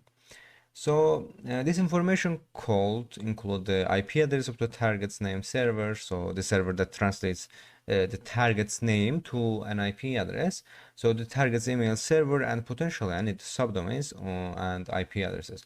For instance, let's open our terminal here and enter dig for example google.com here, as you can see here, and we got information from Google here, as you can see here. So here also notice, as you can see here, we have additional section here. Dig reveals the IP address here, IP address of the DNS server for serving google.com. So you can also use the dig command to get information on email servers connected to a domain by adding MX option. So MX is a short for mail exchange server. As you can see here, we get so much information about that. And answer section here, this is the Google's IP address. For example, let's get MX here, write MX here, and we will get this information here. So what is this? This is the information is critical for attacks on email systems. So for example, info on the google.com email servers is shown in the authority sections here, as you can see here. So the most common Linux DNS server is the Berkeley Internet Name Domain, BIND. So in some cases, Linux users will refer DNS as BIND. But don't get be confused. So DNS and BIND both map individual domain names to IP addresses. We can change our DNS server as well. So in some cases you may want to use another DNS server. So to do so, you will edit a plain text file named here cut etc resolve.conf here, as you can see here. This is our this is just a small file, as you can see here. We read it with cat command here, cat program. So let's open it with leafpad. Actually it's not mousepad, right? Mousepad etc resolve.conf here. So here you will see that, as you can see here, there is a 4 lines. So this is the read-only, as you can see here. For writing, we have to use sudo command and enter your Kali password. And as you can see here, this is the writable now. So because with our current user, we cannot edit system files, but I used sudo here. So when upon the resolve configuration file, the etc directory in my specified graphical text editor is mousepad here. So as you can see on line 3 here, my name server is set to a local DNS server 192.168.58.2, and that works fine. but this, as you can see here, we can use our domains. For example, if I want to go to Facebook, facebook.com, it works here. Or if I want to go to Wikipedia here, it works here too, as you can see here. But if I want to change my DNS server, we can add or replace with this inside this file here. So Google's public DNS server is 8.8.8.8. So I will add this DNS here, but firstly I want to show you here Google, actually DuckDuckGo here, and Google DNS here. I will add Google DNS to my file here, Google DNS here. I want to show you what is Google DNS. As you can see here, 8.8.8.8 here. As you can see here, this is the Google's DNS. We can use Cloudflare's DNS as well here, but in this case I will use Google's DNS. As you can see here, there is so much DNS servers here. Cloudflare DNS is 1.1.1.1, but Google is 8.8.8.8. So let's change this to 8.8.8.8 here, and I will add this line to here and just save the file. So however, you can also achieve the same result exclusively from the command line by entering here echo here name server 8.8.8.8 and show your resolve conf here. This we will use sudo writes because we cannot write any files here. So I want let's check our mousepad. As you can see here, we changed it. So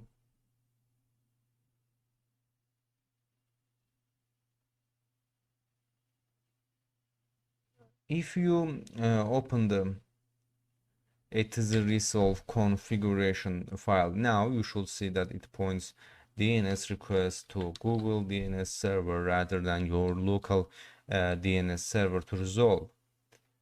Your system will now go out to the Google public DNS server to resolve domain names to IP addresses. This can mean domain names take a little longer to resolve, probably milliseconds. Therefore, to maintain speed, but to keep the option of using the public server, you might want to return the local DNS server in the resolve configuration file and follow it with the public DNS server. The operating system queries each DNS server listed in order the order it appears in ATZ resolve configuration file. So the system will only refer to the public DNS server if the domain name can't found in the local DNS server.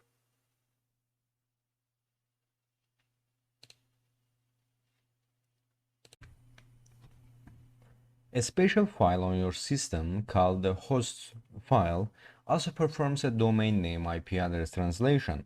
The hosts file located at the here cat etc hosts here. And kind of as with DNS, you can use it to specify your own IP address domain name mapping.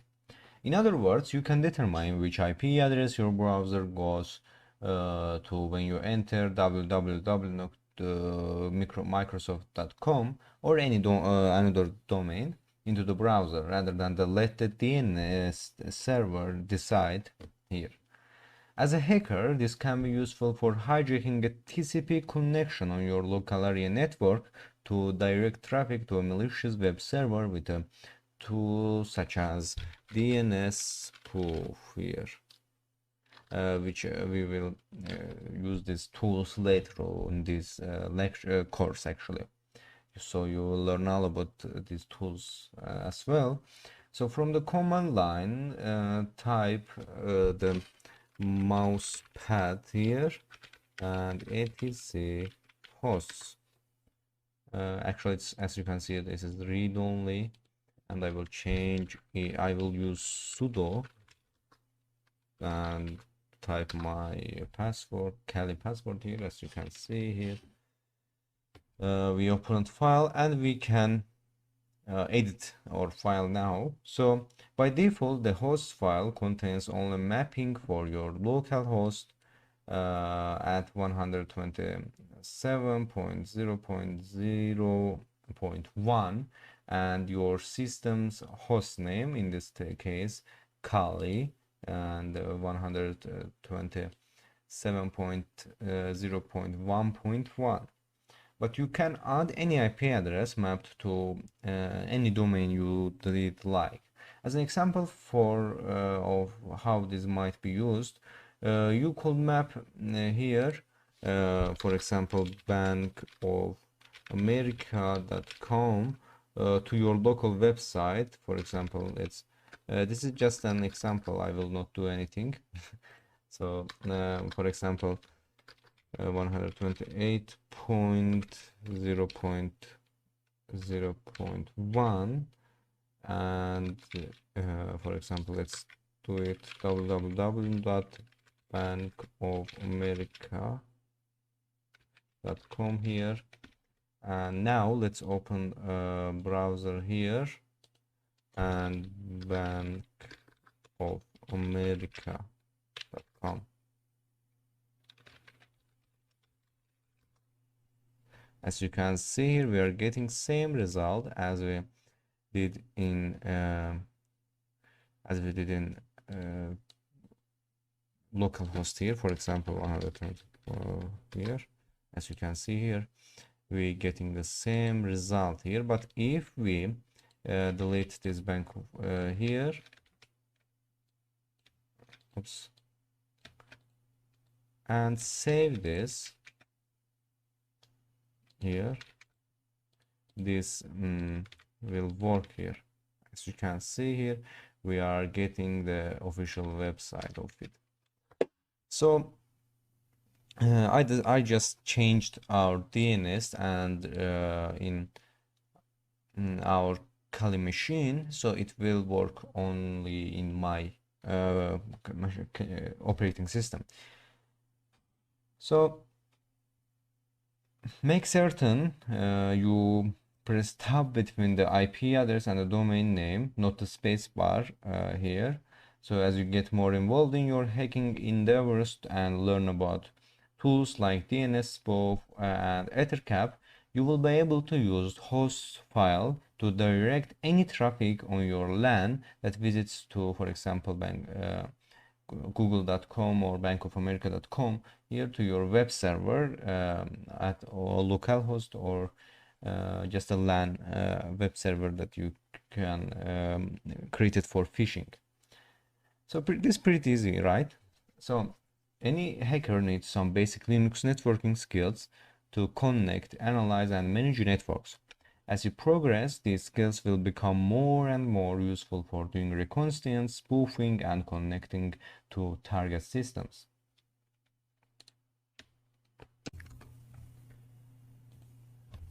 One of the most fundamental tasks in Linux or any operating system is adding and removing software. You will often need to install software that didn't come with your distribution or remove unwanted software so it doesn't take up hard drive space. Some software requires other software to run And you will sometimes find that you can download everything you need at once in software package, which is group of files, typical libraries and other dependencies that you need for a piece of software to run successfully. When you install a package, when you install a package here, all the files within it are installed together. Here, as you can see here, we have so many hacking tools in Linux, like password attacks, so that you will learn all of tools in our course here. So in this lecture, we examine 3 key methods for adding new software: apt package manager, graphical user interface based installation managers, and Git. So using apt, let's start with using apt to handle software. In Debian-based Linux distributions, which includes Kali and Ubuntu, the default software manager is Advanced Packaging Tool, apt, whose primary command is apt-get here. And in the simplest and most common form, you can use apt-get to download and install new software packages, but you can also update and upgrade software with it. So let's search a package here now. Before downloading a software package, you can check whether the package you need is available from your repository or not, which is place where your operating system stores information. The apt tool has a search function that can check whether the package is available. So the syntax is straightforward here. Apt check here, search keyword here, for example kitvo, and for example search Chrome. As you can see here, we have so many Chrome here, Chrome GNOME Shell, Chromium here, and others. Or we can search Snort here, as you can see here. So now I want to show you adding software to it. Now that you know the Snort package here,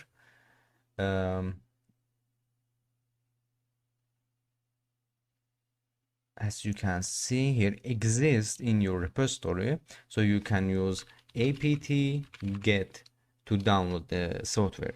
To install a piece of software from your operating system's default repository in the terminal, use the apt-get command followed by the keyword install here, install, and then the name of the package you want to install. This syntax will look like that. For example, name of the package here. So let's install Snort here. Oops. So if you get error like that, add sudo permission. So run this command with sudo permission and enter your Kali password here. And as you can see here, and after this operation, 10.5 megabyte of additional disk space will be used. Do you want to continue? Press Y and enter here. And now our file is downloading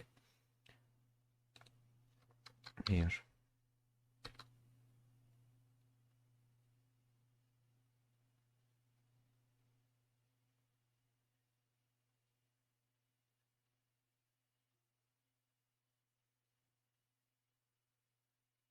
As you can see, his Snort is installed now.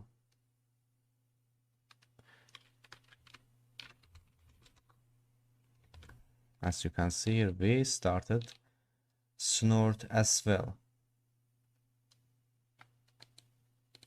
But I will quit now. Actually. So we can remove packages. So you will learn removing packages in Linux now.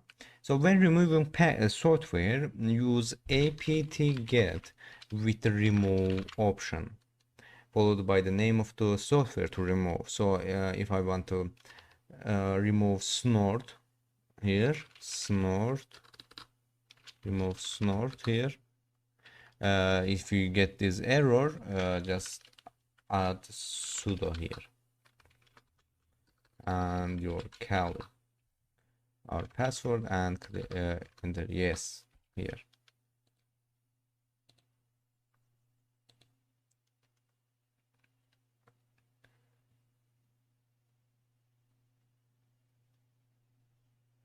So we removed our snort with remove command here, but again you will see the task being done in real time and you will be asked whether you want to continue or not. So you can enter Y to uninstall and N to keep snort. So since we will be using again, but I removed it, so I will install snort again. apt-get remove snort, apt get install snort. Here we will I have another software removing command here, and you will see it now. If you want to remove the configuration files at the same time as the package, you can use purge option here. So in previous lecture we used remove here, but remove is just removes the application, but we will now remove the configuration files as well with purge command here. Sudo apt-get purge here, and our application name snort, and type your password, operating system password here. And if you want, you will see the task being in real time, and you will be asked whether you want to continue or not. So you can enter E to uninstall, purge your application, and then enter. So as you can see here, there is our application is purged here. So you may have noticed the line, the following packages were automatically installed and are no longer required. No longer required in the output terminal. So to keep things small and modular, many Linux packages are broken into the software unit that many different programs might use. When you install snort, you install several dependencies or libraries with it that snort requires in order to run. So now that you are removing snort with purge, those other libraries or dependencies are no longer required, so they are removed too. So now I want to show you these updating packages here. Software repositories will be periodically updated with new software or versions of existing software. These updates don't reach you automatically, so you have to request them in order to apply these updates to your own system. Updating isn't the same as upgrading. Updating is simply updates the list of packages available for download from the repository, whereas upgrading will upgrade the package to the latest version in the repository. You can update your individual system by entering apt-get, I will use sudo here, apt-get command followed by the keyword update. So this will search through all the packages on your system and check whether updates are available. So if so, the updates are downloaded here. So this list available in software repository on your system will be updated here. So it might take as you can see, there is a how many kilobytes per second is downloading and how many packages is need to download here. So it's downloading now.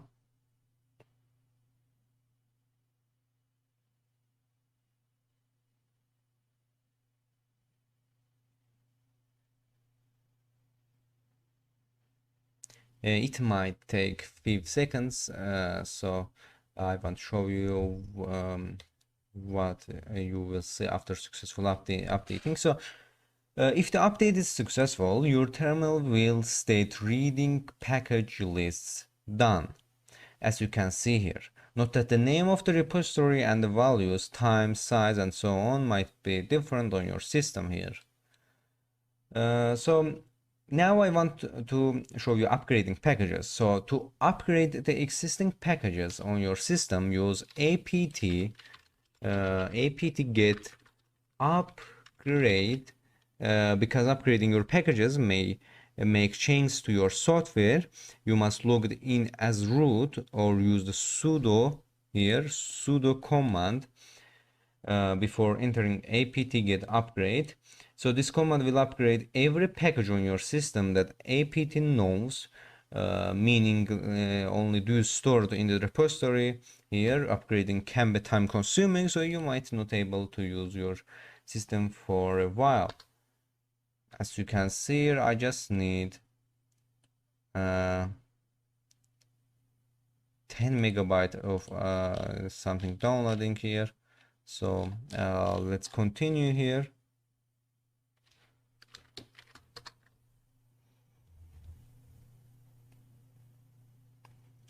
So if your system is old, so I mean if you downloaded the old version of Kali Linux, you might have good software applications to update here, but in my case it's good to. So for so now I will close here. So for closing, just press Control plus Z shortcuts or C shortcuts in one time. So we can add repositories to sources.list file. So the servers that hold the software for a particular distribution of Linux are known as repositories here. So nearly every distribution has its own repositories of software developed and configured for that distribution, so that might not work well or at all with other distributions. Although these repositories often contain the same or similar software, they aren't identical, and they sometimes have different versions of the same software or entirely different software. You will of course be using the Kali repository, which has a large amount of security and hacking software, but because Kali specializes in security and hacking, it doesn't include some specialty software and tools, and even some run-of-the-mill software. It's worth adding a backup repository or two that your system can research through in case it doesn't find its specific software in the Kali repository. So the repositories your system will search for software are stored in the sources.list file. And you can alter this file to define from which repositories you want to download software. I often add Ubuntu repositories after the Kali repositories in my sources.list file. That way, when I request to download a new software package, my system will first look in the Kali repository, and if the software package isn't there, it will look in the Ubuntu repository. You can find the sources.list file in etc apt sources.list. Here, as you can see here, I have some additional softwares here. And let's open it with mousepad.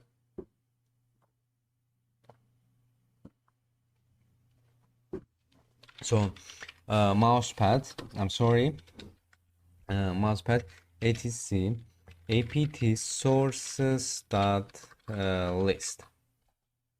As you can see here, we have a text file here that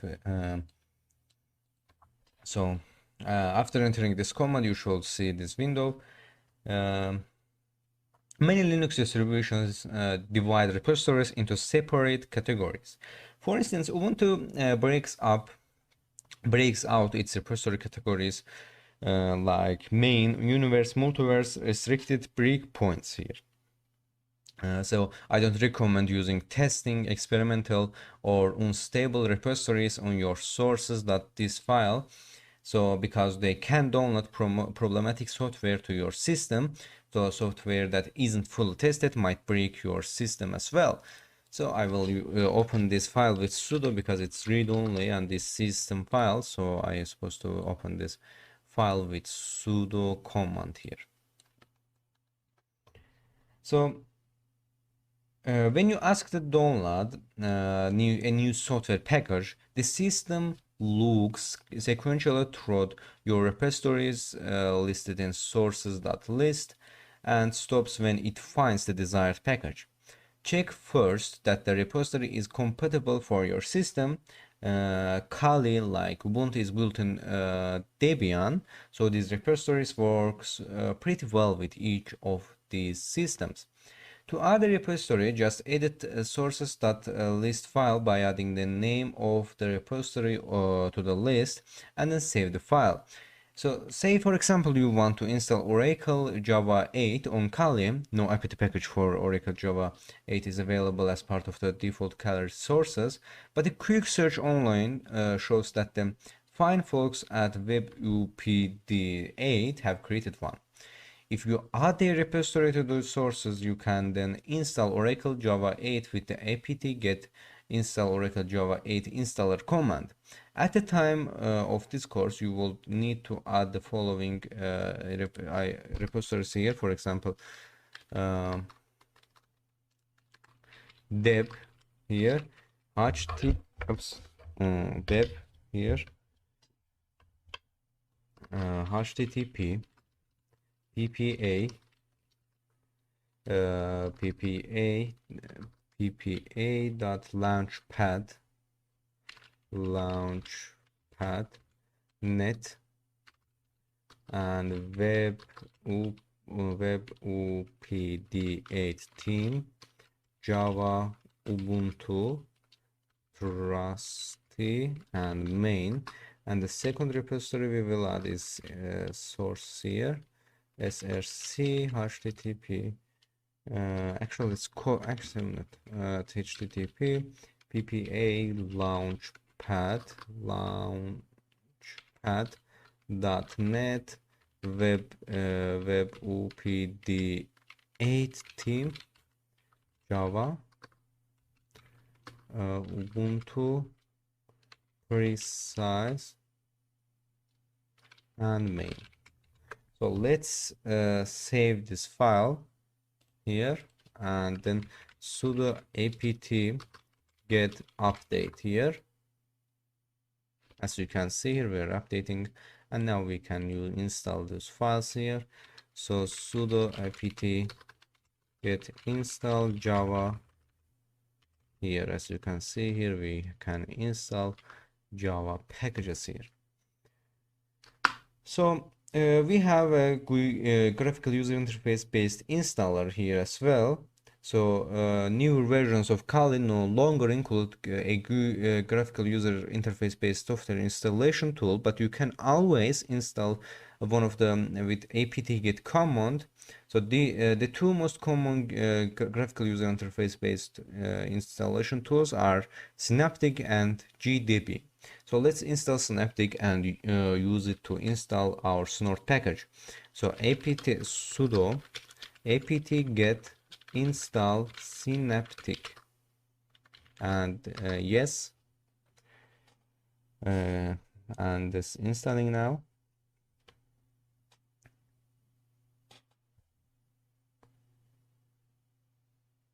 Once Synaptic installed, you can start it from settings here. Settings, Synaptic package manager as well. You can start it here as well, but you can start it Synaptic here with this, but I will start it with settings option here, Synaptic package manager, and paste your password here. As you can see here, there is a we open it our Synaptic package file. So now you can search for the package you are looking for. Simply click on the search tab here, and you will find your applications here.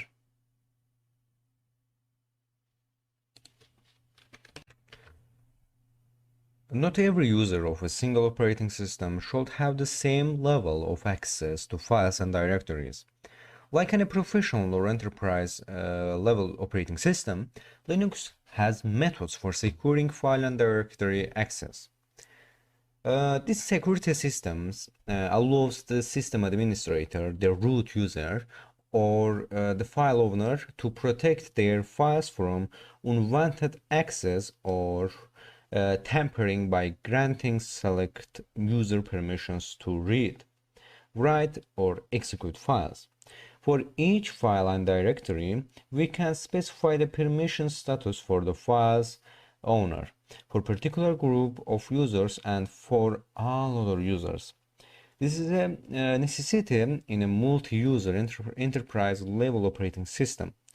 The alternative will be quite chaotic. So in this lecture, I will show you how to check for and change permissions on files and directories for select users, how to set default file and directory permissions, and how to set special permissions. Finally, you will see how hackers' understanding of permissions might help them exploit a system. We have different types of users in Linux. As you know, in Linux, the root user is all powerful. The root user can do basically anything on the system. Other users on the system have more limited capabilities and permissions and almost never have the access that the root user has.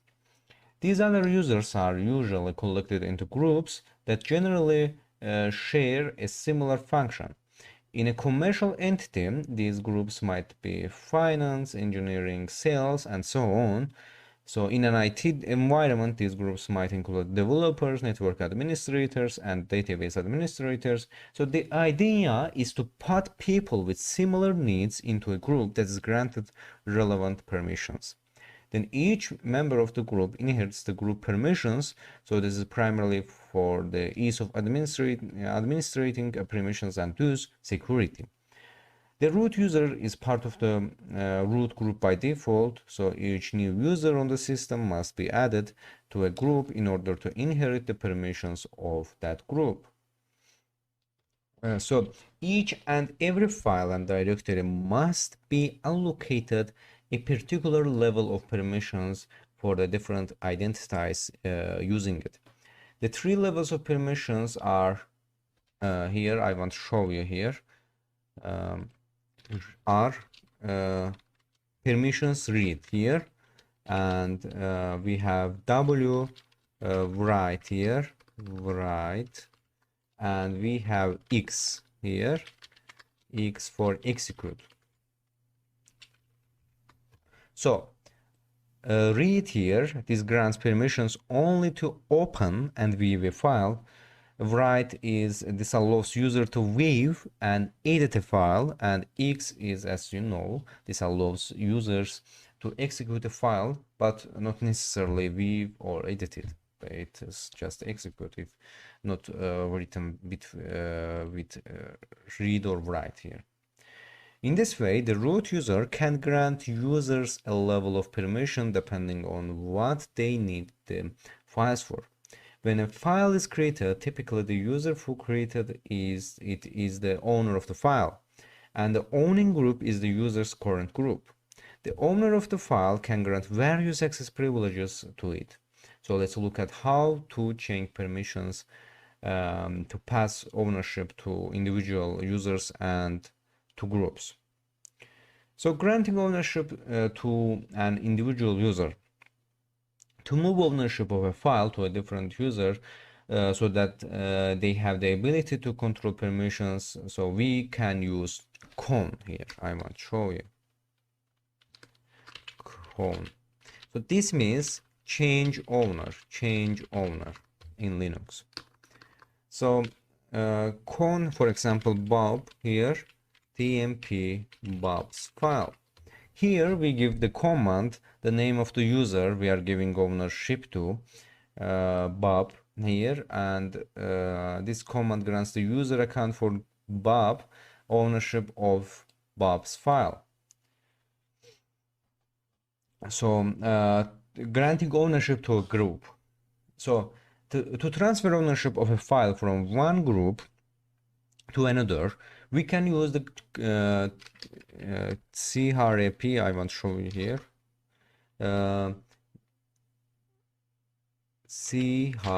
CRAP. So GRP. So this is the change group command. Hackers are often more likely to work alone than in groups, but it's not unheard of several hackers or pen testers work together on a project, and in that case, using groups is necessary. So for instance, you might have a group of pen testers and a group of security team members working on the same project. The pen testers in this example are the root group, meaning they have all permissions and access. So the root group needs access to the hacking tools, whereas security folk only need access to defensive tools such as intrusion detection system IDEs. So let's say the root group downloads and installs a program named new IDEs. The root group will need to change the ownership to the security group so the security group can use it at will. To do so, the root group here will simply enter this command security new IDEs. This is just an example, so I will not execute this command. So this command passes the security group ownership of new IDEs. So now you need to know how to check whether these allocations have worked. So you will do by checking a file's permissions. So checking permissions. When you want to find out what permissions are granted to what users for a file or directory, use the ls command. ls command. Let me look at how many minutes we have. Yes. So use the ls command. Within the L here, this means long, switch to display the contents of the directory in a long format. So this list will contain the permissions here. So ls l command on the file user share hashcat, one of my favorite password cracking tools here in order to see what we can learn about the files. So this is the file type here, and this is the permission of file here, as you can see here. This is the number of links. So you will learn what is links. Link is in Linux. So this is the owner of the file, and this is the size of the file in bytes. So this means when the file is created or modified, and this is the name of file. So for now, let's focus on the seemingly incomprehensible strings of letters and dashes on the left edge of each line. They tell us whether an item is a file or directory and what permissions, if any, are on it. So the first character tells you the file type. The D stands for a directory, and dash indicates a file. So these are the two most common file types here. So the next section defines the permissions on the file. There are three sets of characters made of some combination of read, write, and execute in that order. So the first set represents the permissions of the owner, the second those of the group, and the last those all of the users. So regardless of which set of three letters you are looking at, if you see an R at first here, as you can see there are same, so that user of group users has permission to open and read that file. As W is in the middle here, means that they can write to modify the file or directory, and the X is meaning if any X at the end means they can execute or run the file or directory. If any RW or X is replaced with a dash here, like that, then the respective permissions hasn't been given. Note that the users can have a permission to execute only either binaries or scripts.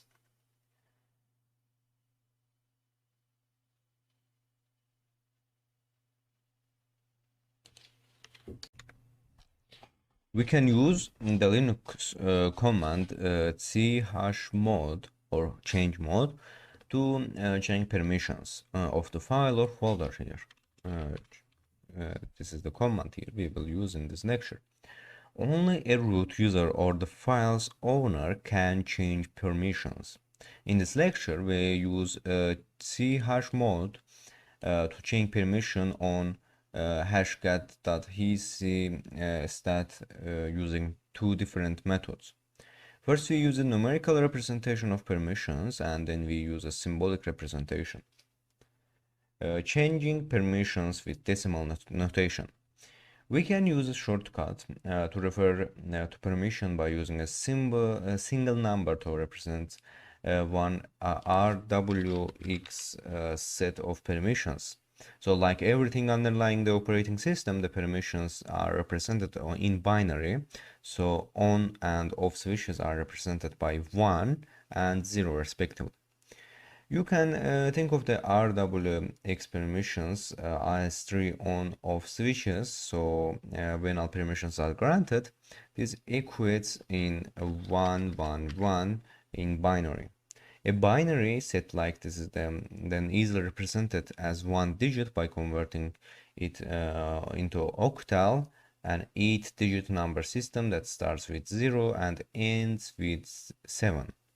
So an octal digit represents a set of 3 binary digits, meaning we can represent an entire RWX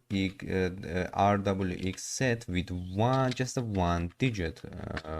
This can be 0, 1, 2, 3, 4, 5, 6, 7, 8.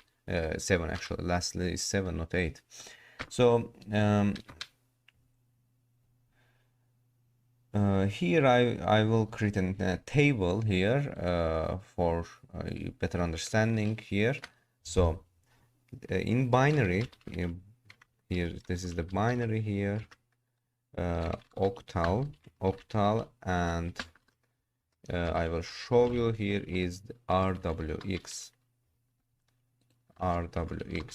So the binary is 0. If binary is 0, 0, 0, octal is 0 as well, and RWX not read, nor write, nor execute here. So if binary is 0, 0, 1 here, octal is gonna be 1, and this can be not read, not write, but executable here.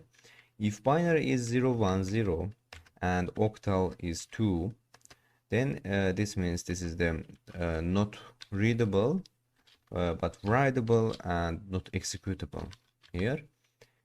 And if binary is 0, 1, 1 and octal is 3, then this means this is not readable but writable here and executable.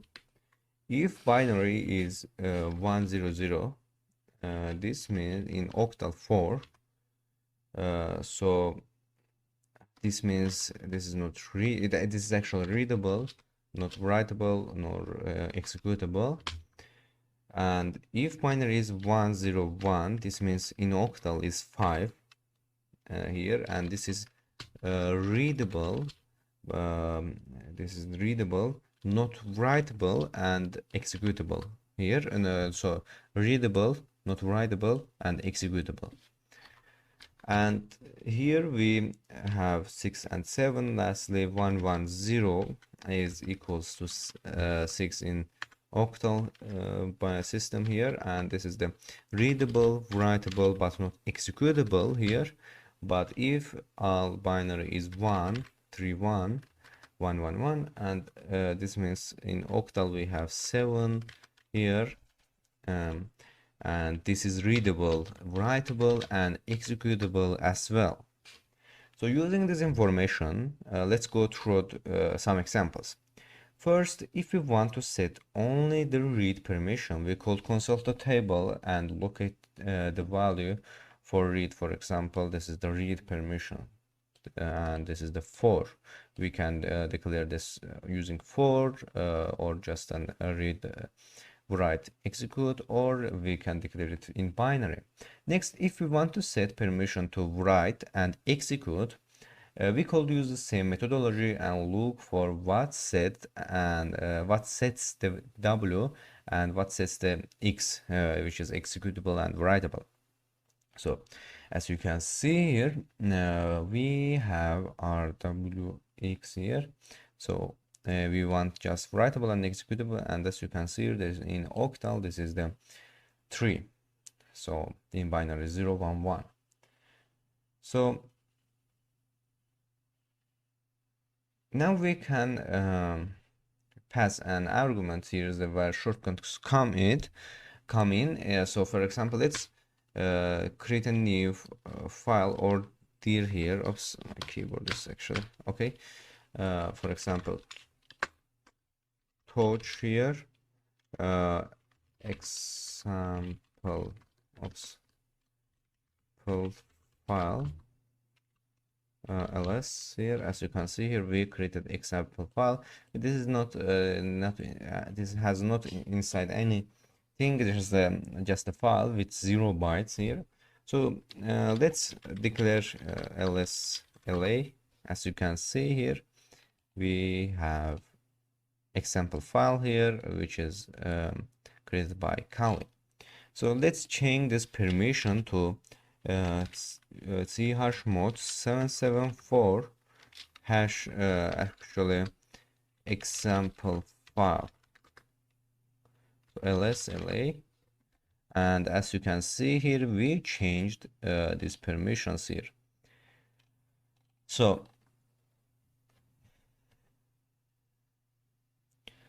you should see rw here, rwx, rwx r here on the left side of this example file.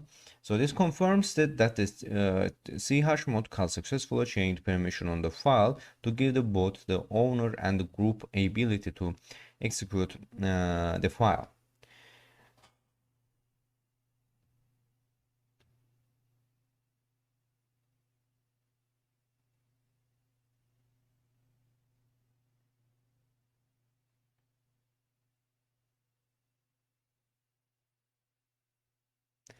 So Linux use of permission to protect the users or groups, files, and directories from other users in the system can be used for offensive and defensive purposes. You should now know how to manage these permissions and how to exploit weak points in the security system, in particular SUD and SGID. At any given time, a Linux system typically has hundreds or sometimes even thousands of processes running simultaneously. A process is a program that runs and using resources. It includes a terminal, web server, and running commands, any databases, the graphical user interface, and much more. Any good Linux administrator, particularly a hacker, needs to understand how to manage their processor to optimize their systems. For example, once a hacker takes control of a target system, they might want to find and stop certain processes like an antivirus application or firewall. To do so, the hacker will first need to know how to find the processes. So the hacker might also want to set a scanning script to run periodically to find vulnerable systems. So we will also look at how to schedule such a script. So in this lecture, you will learn to manage those processes. So first you will learn to weave and find processes and how to discover which processes are using the most resources. Then you will learn to manage processes by running them in the background, prioritizing them and killing them if necessary. No plot involved. So finally you will learn to schedule processes to run on specified days and dates at any specific times. Weaving processes. In most cases, the first step in managing processes is to weave what processes are running on your system. The primary tool for weaving processes and one of the Linux administrator's best friend is ps command here. So run it in your command line like me and to see what processes are active. The Linux kernel, the inner core of the operating system that controls nearly everything, assigns a unique process ID to each process sequentially. As the processes are created when working with these processes in Linux, you often need to specify their process IDs here. So it's so far more important to note that the process ID of the process than the name of this process. So process ID is more important than the name of process. So alone the ps command doesn't really provide you with much information. So running the ps command without any options list, the processes started said to be invoked by the currently logged in user in your case is Kali. And what processes are running on the terminal. So here it simply says that the bash shell is open and running, and what we run the ps command here. So we want and need far more information than that, particularly on those processes run by other users and by the system in the background. Without this information, we know very little of what is actually taking place on our system. So running the ps command with the options aux will show all processes running on the system for all users here. Let's run it. ps aux here. As you can see here, we can see all the processes is running here, and what process is which user and process ID or CPU is running these processors here. As you can see here, we have Kali and root here.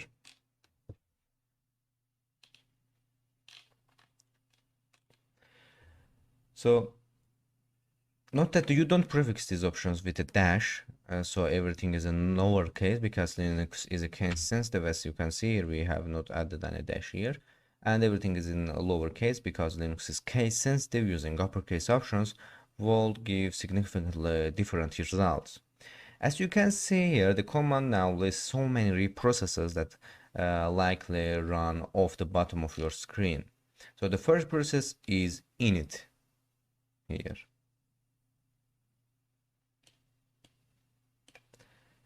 So list in the final column here, the last process is the command we run to display aux here, as you can see here. And user is run this Kali, and which is my user account here in Linux. Many of the details, like here, process ID, CPU, time, memory, command, and so on here, may be different on your system, but should have the same format. For our purposes, here are the most important columns in this output. So the user is the user who invoked the process. Process ID is, as you know, as we discussed earlier, this is the process ID. CPU is the present of the CPU this process is using. So mem here is the present of memory this process is using, and the command is the name of the command that started the process.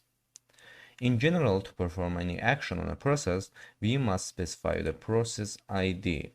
So let's see how to use this identifier to our advantage here. So filtering by process name. I want to look at our lecture here. Yes, we have menus here.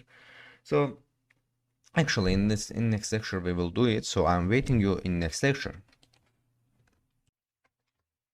When we inquire about our performance action on our processes, we usually don't want all the processes displayed on the screen. It's simply a problem of too much information. Most often, we want to find information on a single process. So to do so, we can use a filtering command grep here. Grep. So which we introduced this grep command in previous lectures, so we will use this grep command more. So to demonstrate, we will use the Metasploit exploitation framework, to the most widely used exploitation framework and nearly every hacker's good friend.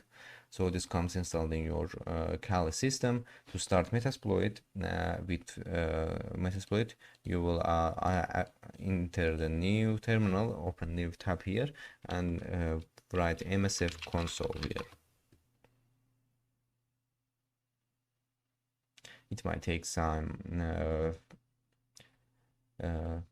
seconds here or minutes, depending on your systems here. So our Metasploit is started here. So now, for example, once the exploitation framework has been started, let's see whether we can find it in the list of processes. To do so, use the ps here, ps aux command and the pipe here after that, to grep looking for the string MSF console and grep MSF console. Here, as you can see here, we have two processes in MSF console. The first process ID is 1671, and the second is 1699. So from the filtered output in the listing, you should see all the processes that match the term MSF console. So the PostgreSQL database, which is the database of Metasploit users, is shown in the Metasploit program itself from user being MSF console. Finally, you should see the grep command used to look for MSF console. Notice that the output did not include the column header list from the PS, since the keyword MSF console is not in the header. It's not displayed, even so the results are displayed in the same format. From this, you can learn some important information. If, for example, you need to know how many resources Metasploit is using, you can consult the third column, the CPU column here, CPU column, to see it's using 19% of your CPU. It may different in your computer or Kali system here, and consult the fourth column, so that using the 4% of our memory here, system memory. That's quite a bit. It's demanding best. So finding the greediest processes with top. So when you enter the ps command like that, the processes are displayed in order they were started here. And since the kernel assigns process ID in order that they have started, what you see are processes ordered by the PID number. So in many cases, we want to know which processes are using the most resources. This is where the top command comes in handy, because it displays the processes ordered by resources users, starting with the largest here, as you can see here.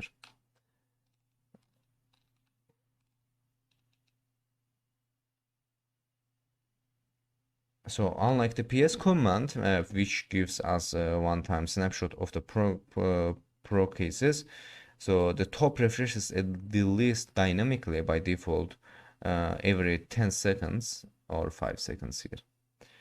So you can watch and monitor those resource hungry processes as shown here.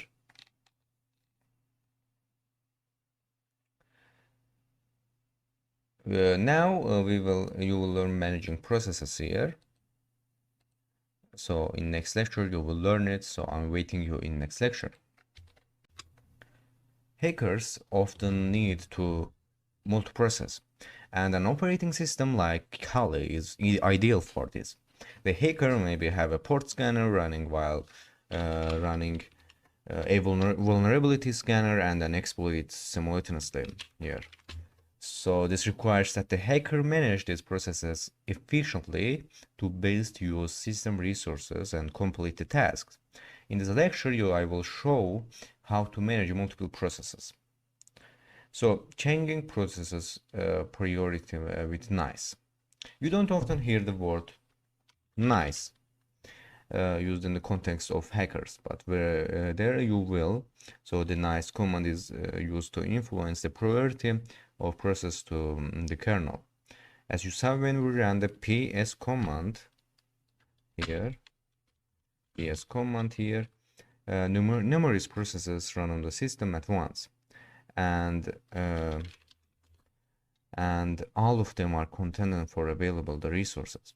The kernel will have a final say over the priority of a processor, but you can use the nice to suggest that the process should be evaluated in priority. So the idea behind the use of the term nice is that when you use it, you are determining how nice you will be others users. If your process is using the most of the system resources, you are not being very nice. The values from nice range from minus 20 to plus 19. So with 0 being the default value here. Default 0 here. So a high nice value translates to a low priority, and the low nice value translates to high priority. We are not being so nice to the users and other users and processes. So when a process is started, it inherits the nice value of its parent processes. So the owner of the process can lower the priority of the process, but cannot increase its priority. Of course, the super user or root user can arbitrarily set a nice value whether they please. So when you start a process, you can set the priority level with the nice command and then alter the priority after the process has started running with the renice command. Renice here. So what's the absolute value for niceness? So let's look at an example demonstrate this. So for demonstrating purposes, let's assume we have a process named slow process that's located at being slow process here. So if we want it to speed up its completion, we could start the process with the nice command here, nice -n -10 bin slow process here. We should use sudo rights here and enter your password here. Slow process no such files, because this I did just an example here. So the command will increment the nice value by -10, increasing its priority and allocating it more resources. On the other hand, if we want to be nice to our fellow users and cases and give slow process a lower priority, we could increment its nice value positively by 10.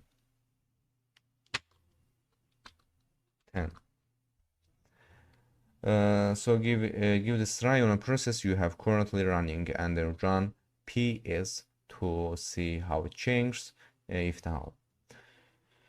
So changing the priority of running processes with renice. So the renice command takes absolute values between -20 and 19 and sets the priority to that particular level, rather than increasing or decreasing from the level at which it started. In addition, renice requires the process ID of the process you are targeting rather than the name. So if the slow process is using an inordinate amount of resources on your system and you want to give it a lower priority, just allowing the other processes a higher priority and more resources, we call renice slow process, not by name, which is for example, for the process ID, for example, 699 naps, for example, renice 12 69996, for example. This is the process name, for example, but it's 69996. So as with nice, only the root user can renice a process. As you can see, value to get priority, no such process here, but we can use sudo. Yes, this is not a such process here. So as with nice, the only root user can renice a process to a negative value to give it a higher priority. But any user can be nice and reduce priority with renice. So you can also use the top utility to change the nice value. With the top utility running, simple press the R key, R here. Oops. Let's run it again, and simply press the R key here, and then supply the process ID and the nice value. For example, if I want to change a process ID of Metasploit here, as you can see, there is a running here,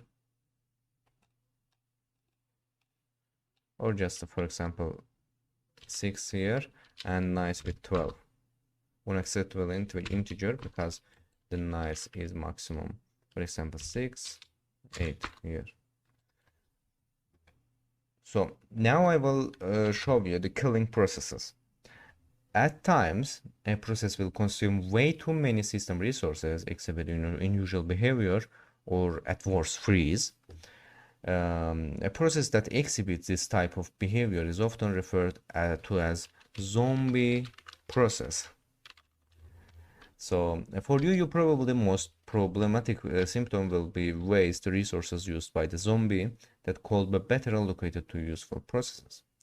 When you identify a problematic process, you may want to stop it with the kill command here.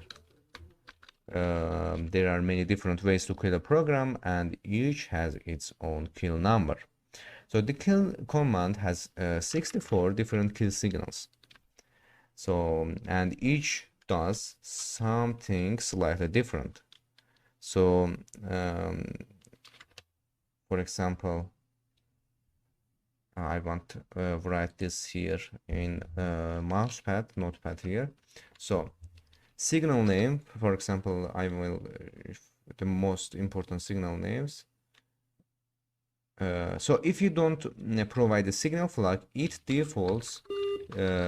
If you don't provide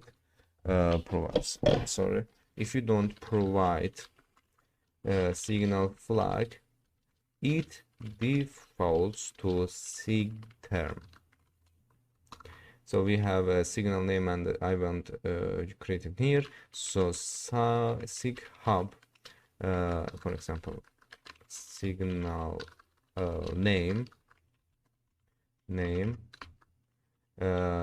number for option and description here. So sig up here, number of option is 1. So hang up signal. So it stops the signal processes and restarts it with the same process ID. Restarts same process ID. So restarts with same process ID. So we have sig integer here, interrupt here, not integer actually. Number for option is 2.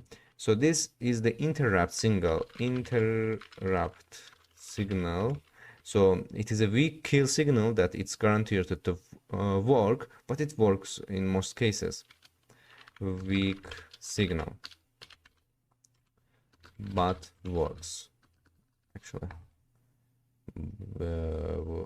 but works here. So we have a sig quit here. Number of option is 3. So this is known as the core dump. Core dump here. It terminates the processes and saves the process information in memory, and then it saves this information in the current working directory to a file named core. Decisions for doing this are beyond the scope of this course, but you will learn in later lectures. So we have sig term here. Number of option is 15. So this is the termination termination signal. It is the kill default signal here. Oops. Here. And lastly, I want to show you is sig kill. So sig kill is using number for option 9. So this is the absolute kill signal. So it forces the process to stop by sending the process resources to a special device, div null. Absolute kill signal, and so very serious here. And using the top command, you can identify which processes are using too many resources. Often those processes will legitimate, but there may be malicious processes taking resources that you will want to kill here. Let me look at our lecture time here. So if you just want to restart the process with hoop signal, enter the -1 option with kill here. For example, kill -1. Kill -1. Actually, let's use let's kill Metasploit here. Let's find this PS aux here. Where is the Metasploit here? Metasploit.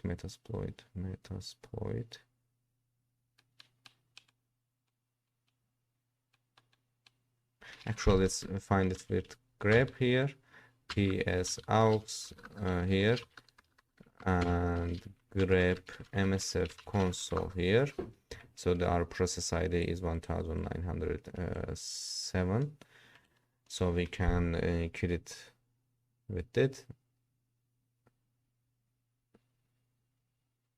Actually, it's Rabi 1671. So kill -1 1671. As you can see here, our Metasploit is killed. So clear.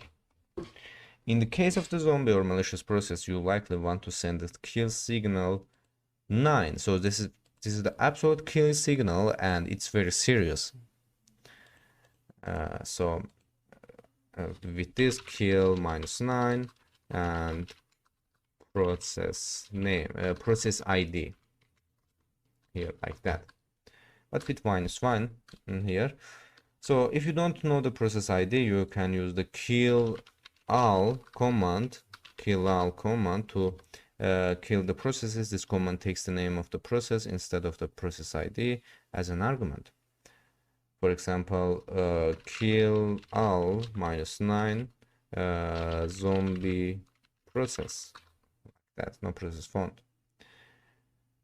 So finally, you can also terminate the process in the top command here. Simply press the key and enter the process ID like that. So I will close this here. So we can run Linux, run processes in background of Linux as well here. Actually, how many minutes we have? So you will learn this in next lecture. So I'm waiting you in next lecture. Running processes in the background. In Linux, whether you are working from the command line or the graphical user interface, you're working within a shell. So all commands that run are executed from within the shell. So even if they run from the graphical interface. When you execute a command, the shell waits until the command is completed before offering another command prompt. At times, you may want a process to run in the background rather than having to wait for it to complete in the terminal. For instance, say we want to work on a script in a text editor, and so have called our text editor, in this case our mousepad, by entering here mousepad, for example, new script here. As you can see here, we open it, but we cannot put any commands here. So in this case, the bash shell will open the mousepad text editor to create a new script here, as you can see here. So while we work in the text editor, the terminal is occupied with running the text editor.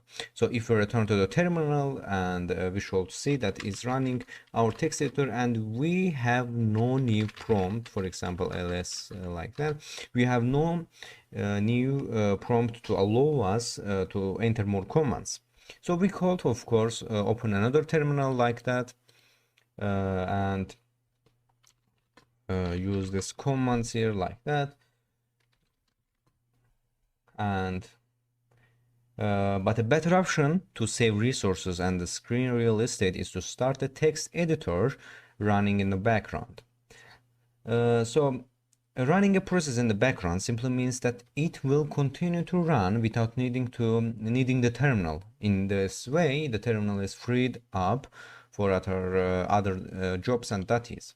So to start the text editor in the background, just append an ampersand. Here I will show you. So we deleted, closed our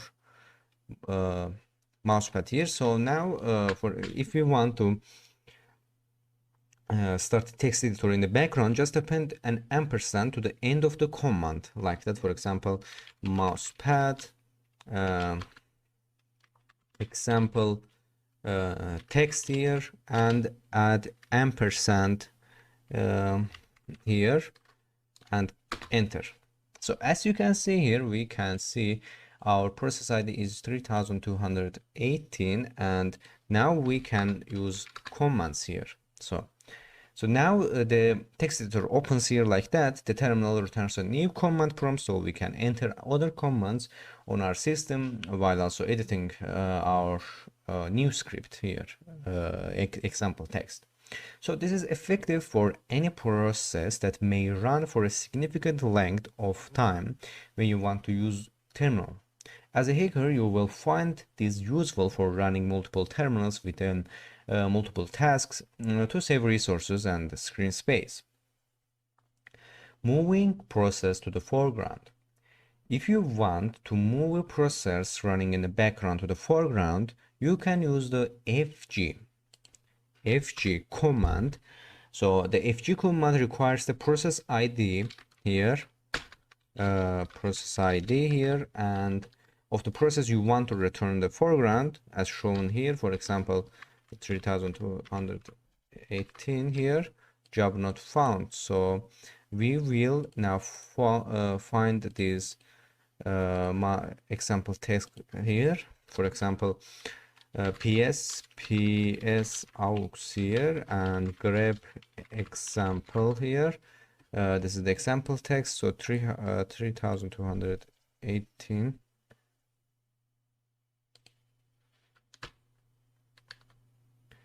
here. So if you don't know the here, this is the ps here, 300.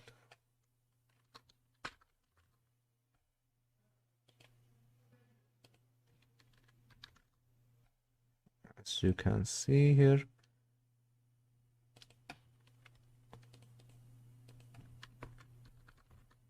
like that. So now I want to show you the scheduling processes. So as a hacker here, both Linux system administrators and hackers often need to schedule processes to run at a particular time of day. So a system administrator might want to schedule a system backup to run every Saturday night at 2 a.m. For example, a hacker might want to set a script to run the perform reconnaissance on a regular basis, finding open ports or vulnerabilities. So in Linux, you can accomplish this in at least two ways, with add and cron d. We have two commands to do that. So the add command is a daemon, a background process useful for scheduling a job to run once at some point in the future. The cron d is more suited for scheduling tasks to occur every day, every week, every month, and we will cover this in detail in later lectures. So we use the at daemon to schedule the execution of a program or command or set of commands in the future. So the syntax is simply the at command followed by the time to execute the process. The time argument can be provided in various formats. Here, for example, we can do like that. Let's open this. So this will be useful, and I will show how this works. So for example, at 7:12 p.m. For example, at 7:20 p.m. June 25. At actually, let's August 25. For example, at noon June, for example, or August 23. At tomorrow, at now plus 20 minutes, at now plus 10 hours, at now plus 5 days, at now plus 3 weeks, and at 7:20 p.m. For example, 6 or for example September here, September's 19 in 2020 12 here, 2022 here. So this is scheduled to run at 7:20 p.m. on the current day. This is scheduled to run at 7:20 p.m. on August 25. This is scheduled to run noon. This is scheduled to run August 23, and tomorrow, and we can specify time as well. So when you enter the at daemon with the specified time, at goes into interactive mode, and you are greeted with an at prompt. So let's try it. For example, at 7:46 at here. Yes, install it. Kali, my password. Yes. It may take some minutes, so it's actually 50 megabytes here, so it will download now.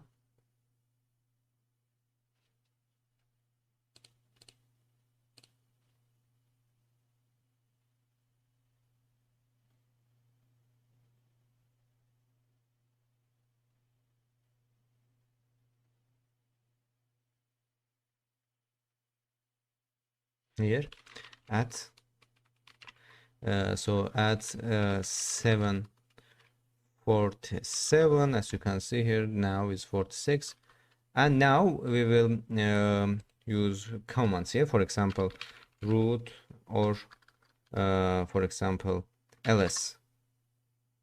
So then this code snippet will execute here. For example, cd here home, like that.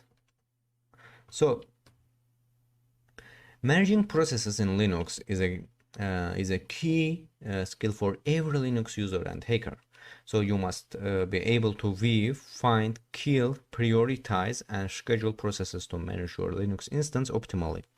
A hacker often will need to find processes on the target, so they want to kill, such as the antivirus software or a firewall. So they will also need to manage multiple processes in an attack and prioritize them. To get the most from your Linux hacking system, you need to understand environment variables and be adapted at managing them for optimal performance, convenience, and even stealth. So among the areas that Linux newcomers find problematic, however, managing the user environment variables might be the most difficult to master. So technically, there are two types of variables. The first is shell and the second is environment. So environment variables are system-wide variables built into your system and interface that control the way your system looks, acts, and feels to the user, and they are inherited by any child shells or processors. So shell variables, on the other hand, are typically listed in lowercase and are only valid in the shell they are set in. So to avoid over-explanation, I just cover some of the most basic and useful skills for environment and shell variables in these lectures, and don't go too deeply into the differences between them. So variables are simply strings in key-value pairs. So generally each pair will look like this, for example, key and value, key here and value here. So in cases where there are multiple values, they will look like this. Here's a value 1, value 2, and value 3, and vice versa here. So as with the most things in Linux, if there are spaces in the value, it needs to be contained in a quotation marks here, like that. Value 4. So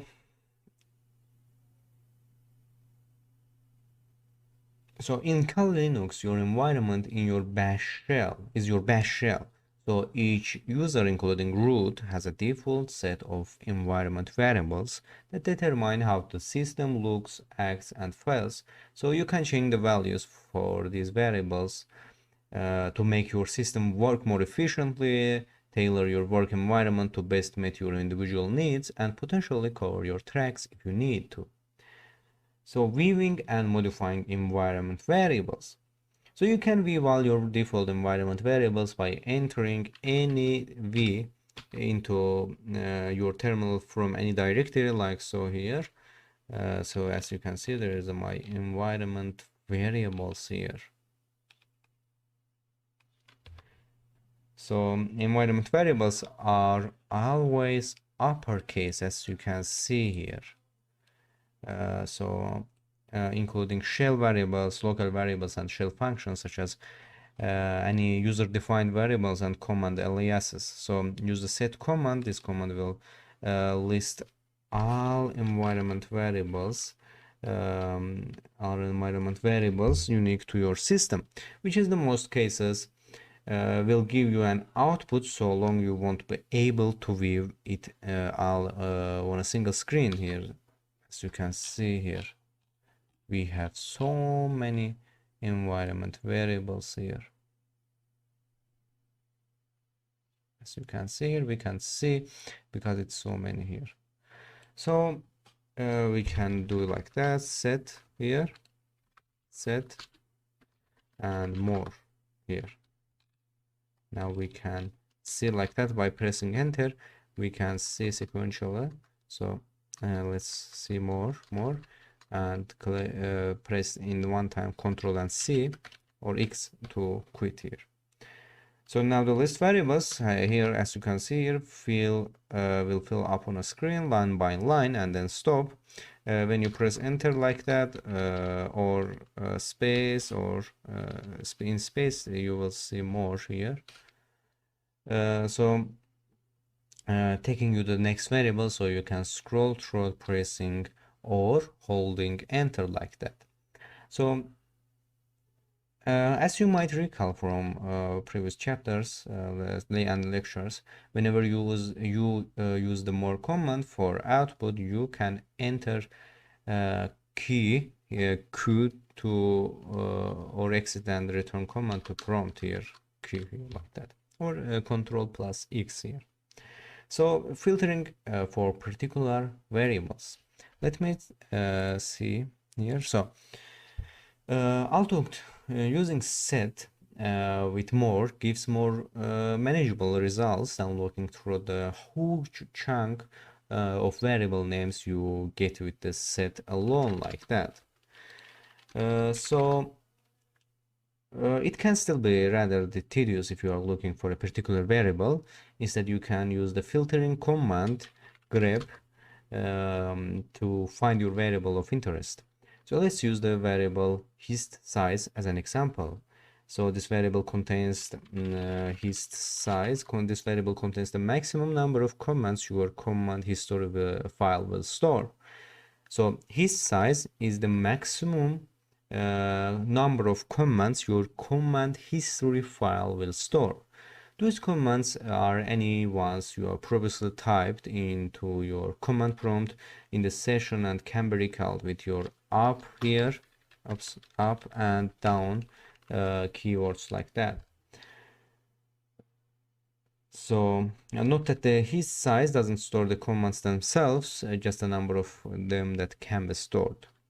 So pipe your set here, set output grep, actually grep hist size here.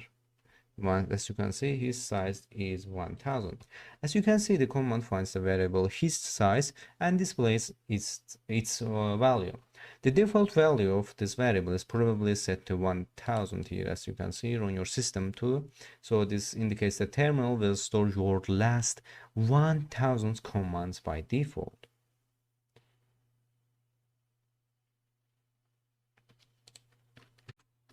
Changing variable values for a session. So now let's see how to change a variable's value. As noted here, the hist size variable contains the value of the number of commands to store in the history file. Sometimes you won't want your system to save past commands, perhaps because you don't want to leave any evidence of your activity on your own system or a target system. So in that case, you can set the hist size variable to 0, so the system won't store any of your past commands. Because this variable has a single value, to change it, you assign it a new value in the familiar way here. So hist size here, hist size, for example, 0. So we assigned it. Now, when you try use up here, up and down keywords to recall your commands, nothing happens because the system no longer stores them here. As you can see here, nothing happens here. So this is stealthy, although it can be inconvenient. So I will change this to 1000 back. So making variable value changes permanent. So when you change an environment variable, that change only occurs in that particular environment. In this case, the environment is the bash shell session. So this means that when you close the terminal here, for example, so when you close the terminal, any changes you made are lost. So with values set back to their default. So for example, his size 1, as you can see, is last commands is not working. When we close that and open it again, for example, as you can see here, we can see our his size here. So now we will change it permanently. So if you want to make the change permanent, so you need to use the export command. So this command will export a new value from your current environment, this is the bash shell, to the rest of the system. So making it available in every environment until you change and export it again. So variables are strings. So if you run on the cautious side, it isn't bad idea to save the contents of a variable to a text file before you modify it. So for example, since we're about to change the PS1 variable, which controls the information you display in the prompt. So the first run the command to save the existing files to a text file in the current user's home directory. So echo here hist size, and then this means our home directory, and the value of my hist size.txt here. Oops, I actually write an export here, so we don't need export. So ls, and as you can see here, value of my hist size is here. So let's read it with cat command. Value of my hist size, as you can see, there's a 1000. We write it, so we can open it with mousepad as well. Here, value of my hist size, as you can see, let's open it, and as you can see, there is a 1000 here. So let's close it. I will show more examples. So this way you can always undo your changes.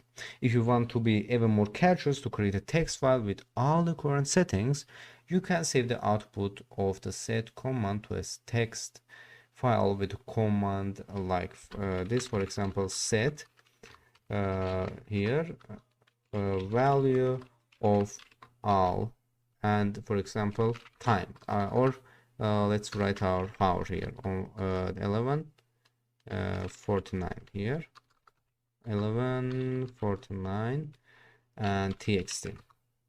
So let's open it again, or we can value of all. As you can see, we printed all of these variables here. We can open it with our text viewer as well. As you can, value of files, as you can see here, we have almost 238 lines of these set files here. So now the hist size variable will still be set to 0 when you leave this environment and enter another environment. If you want to reset here, let's actually change it firstly here, clear, and export hist size here. So now the hist size variable will set to 0. So when you leave this environment and enter another environment, if you want to reset the hist size to variable to 1000, simply enter this, for example, hist size 1000, and then export hist size. So this code will set your hist size variable's value to 1000 and export it to all your environments here.